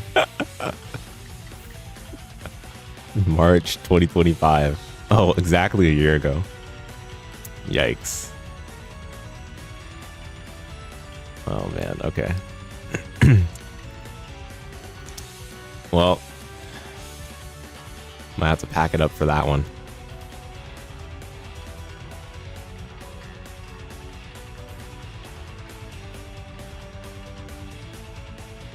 Yeah, alright. Yeah, I don't really have any that I'm super looking forward to.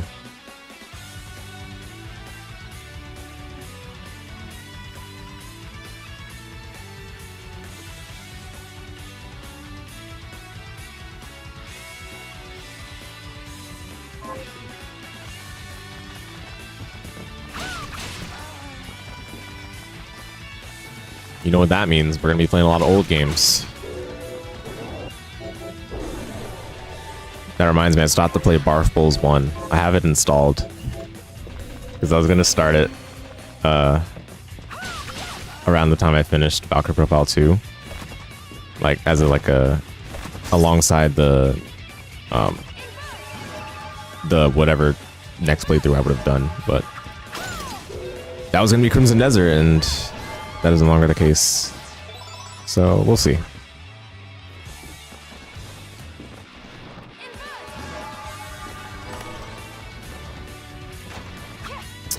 Now that I finished Gundam Unicorn as well, I guess I could play that game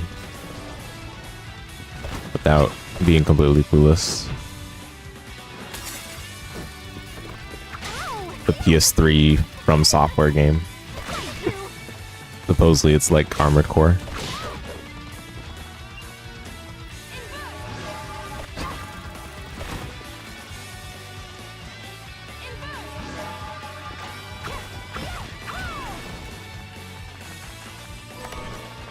Oh, nice.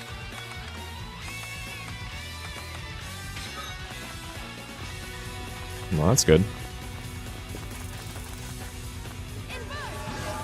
Still haven't found Zonget's Toe or Dimension Shift, though. Is it here? It is. Okay.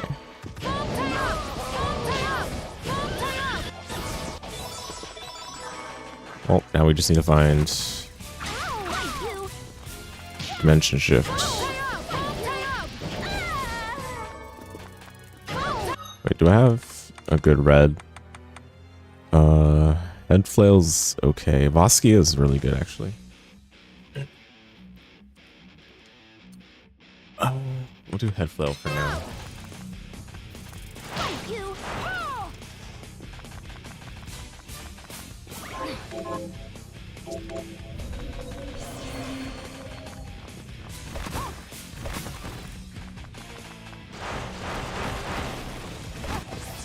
Don't need that.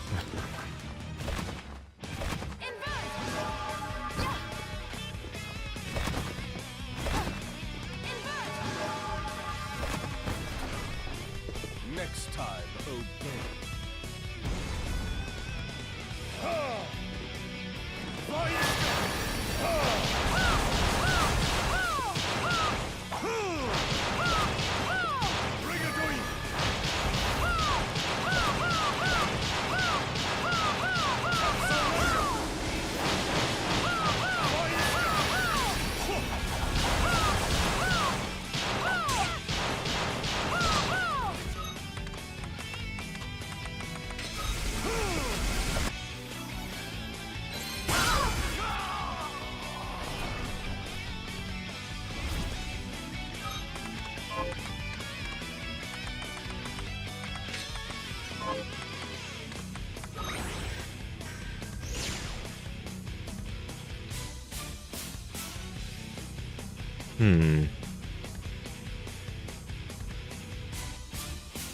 Okay, I'll open up, well, no. Where'd that go? I'll go to Oriental Source for that, I guess. Hi. So, what do you think? I've learned the truth about your slumber, Miriam. As I suspected, it was Alfred's doing. Wait, I have Silver Bromide. I can just go there.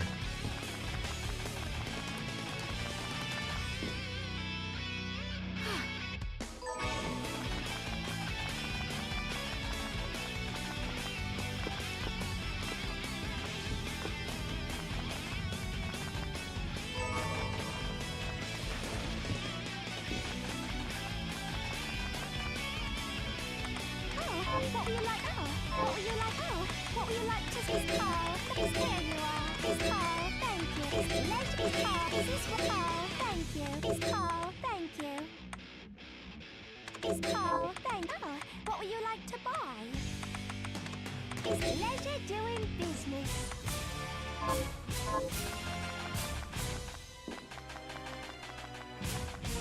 So, what do you think? I'll go with this.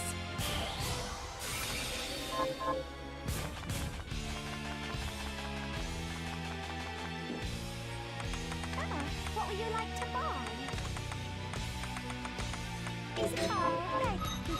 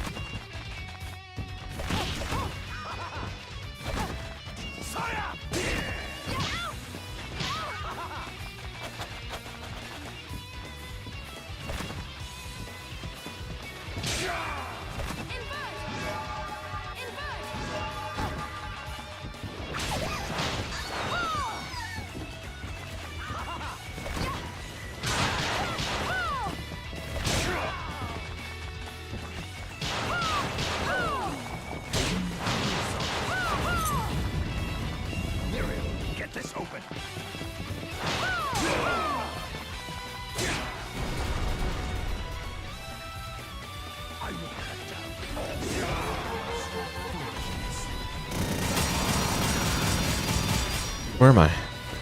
Oh. Stay behind.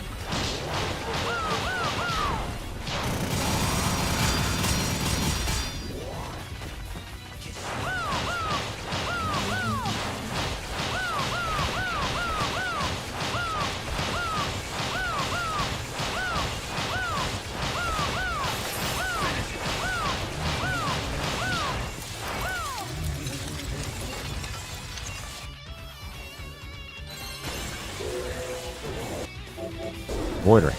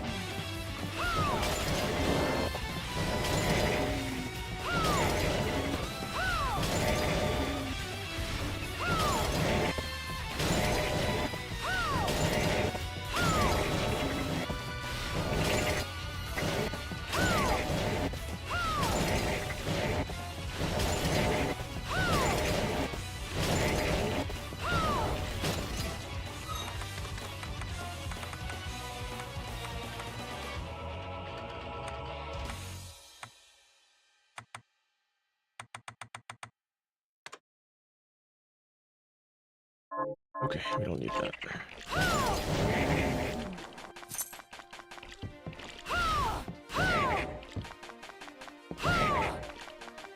I move so fast.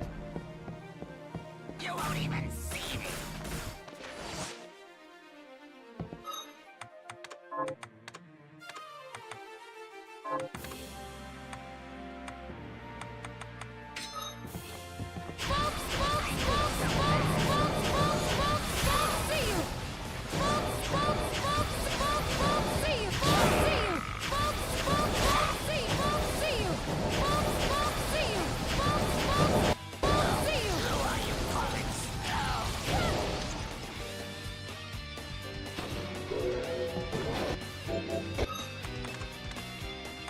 Really? Where's the dimension shift?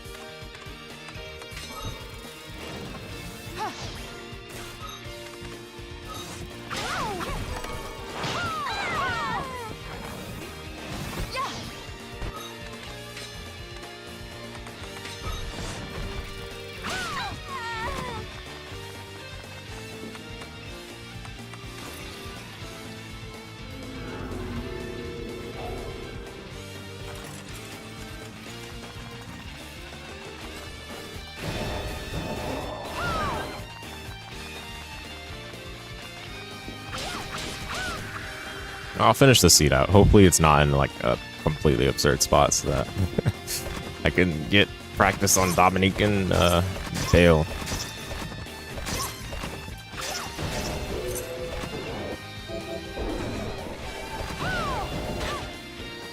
Worst case, I'll just pull up a save that has those bosses available.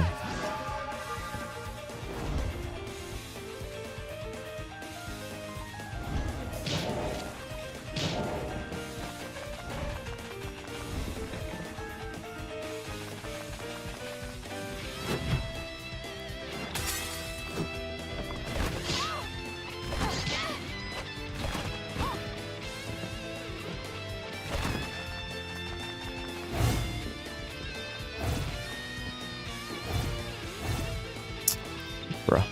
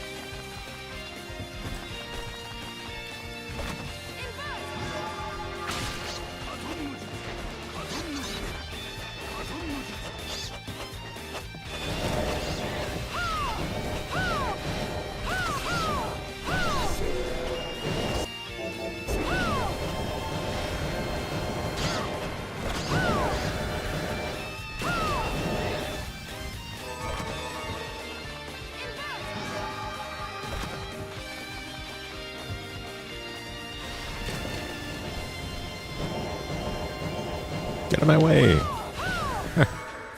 Interrupting my farm.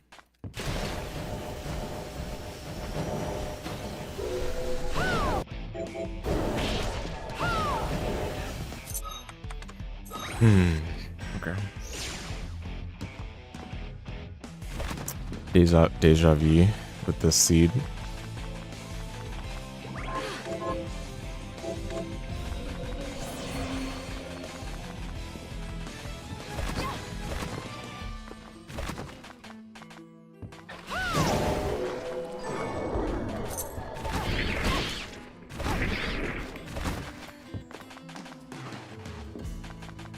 Wait, was this a seed where I couldn't get that accessory? No. Okay.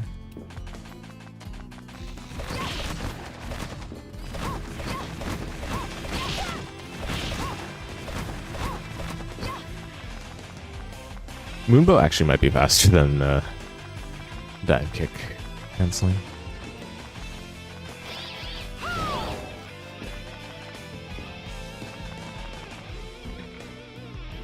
Which is the good thing. I don't wanna ruin my thumb with that, so.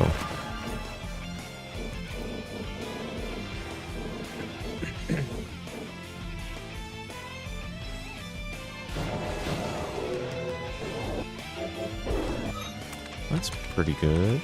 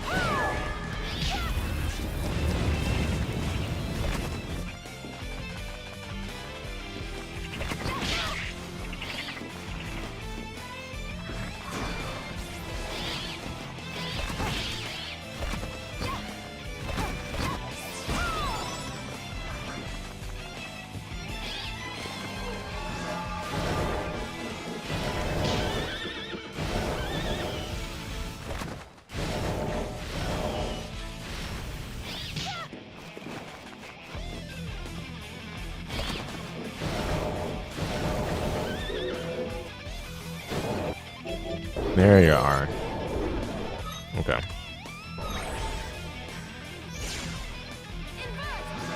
There you are.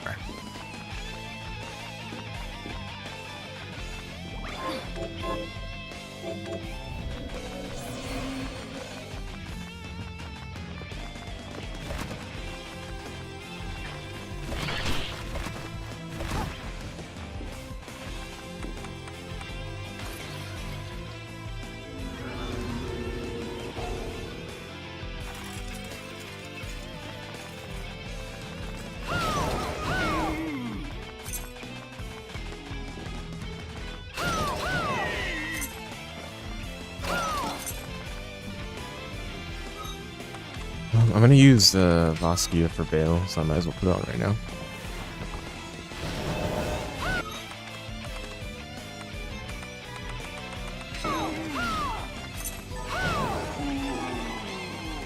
Go mode. Oh yeah.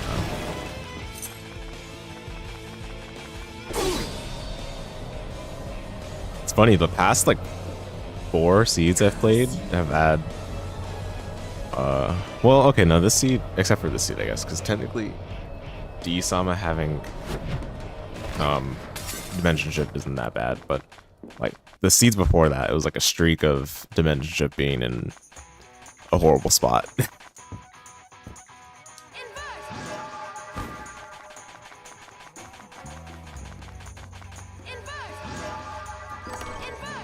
Flour, garlic, potato. Really?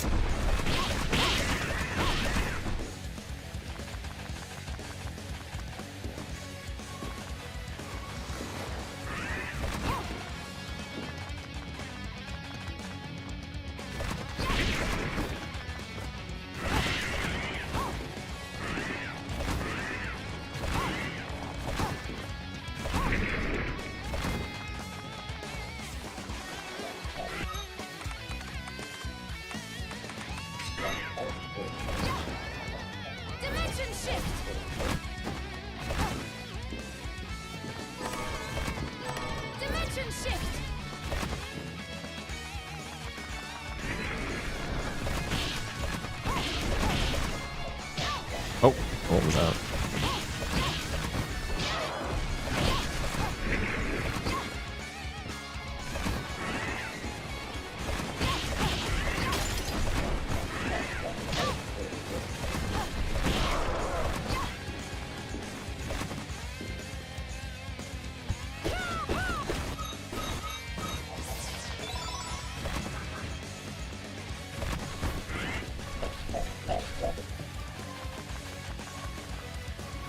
Well, this is not going to be so much as practice, because it's just going to be Jeeble's glasses spam, but that's okay.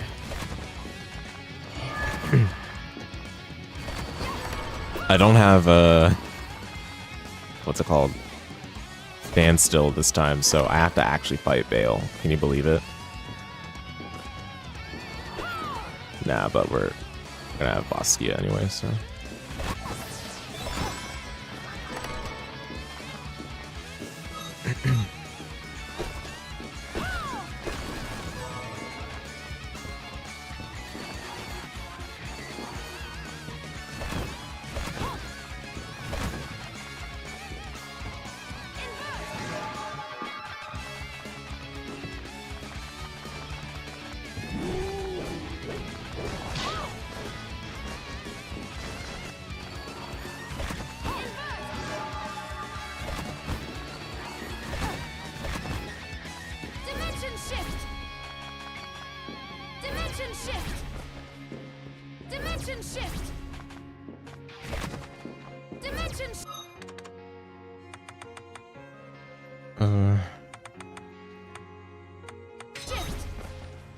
Guess that's technically the best option. HP is good.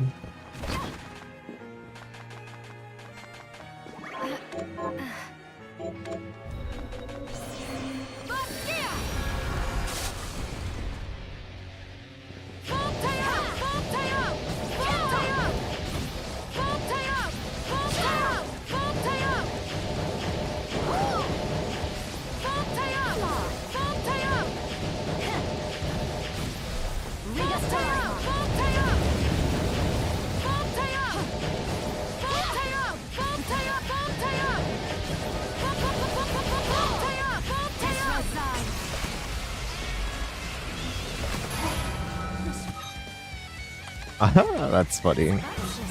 Oh, I didn't get hit by that. That's crazy.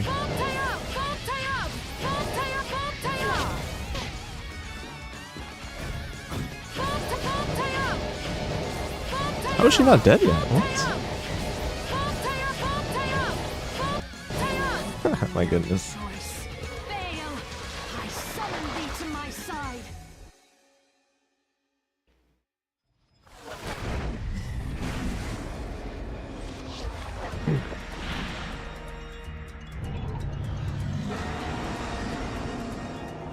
I'm gonna get Void Ray on for this.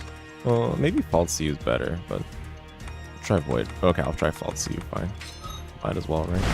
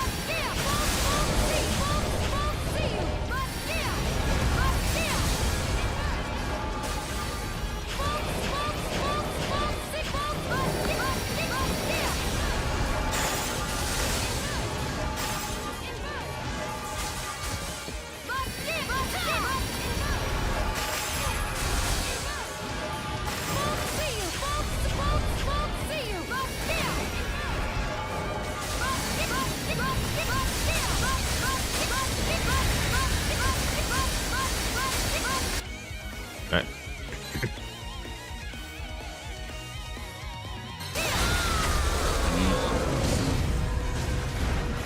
Okay, folks, that's gonna be all. Thanks for watching.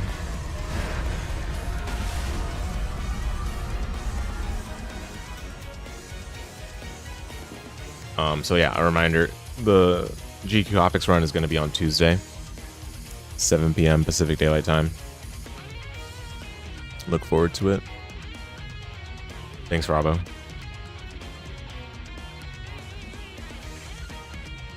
I don't know if I'll stream on Monday, but if I do, it'll probably be some last minute practice. Either way, hope you guys take care.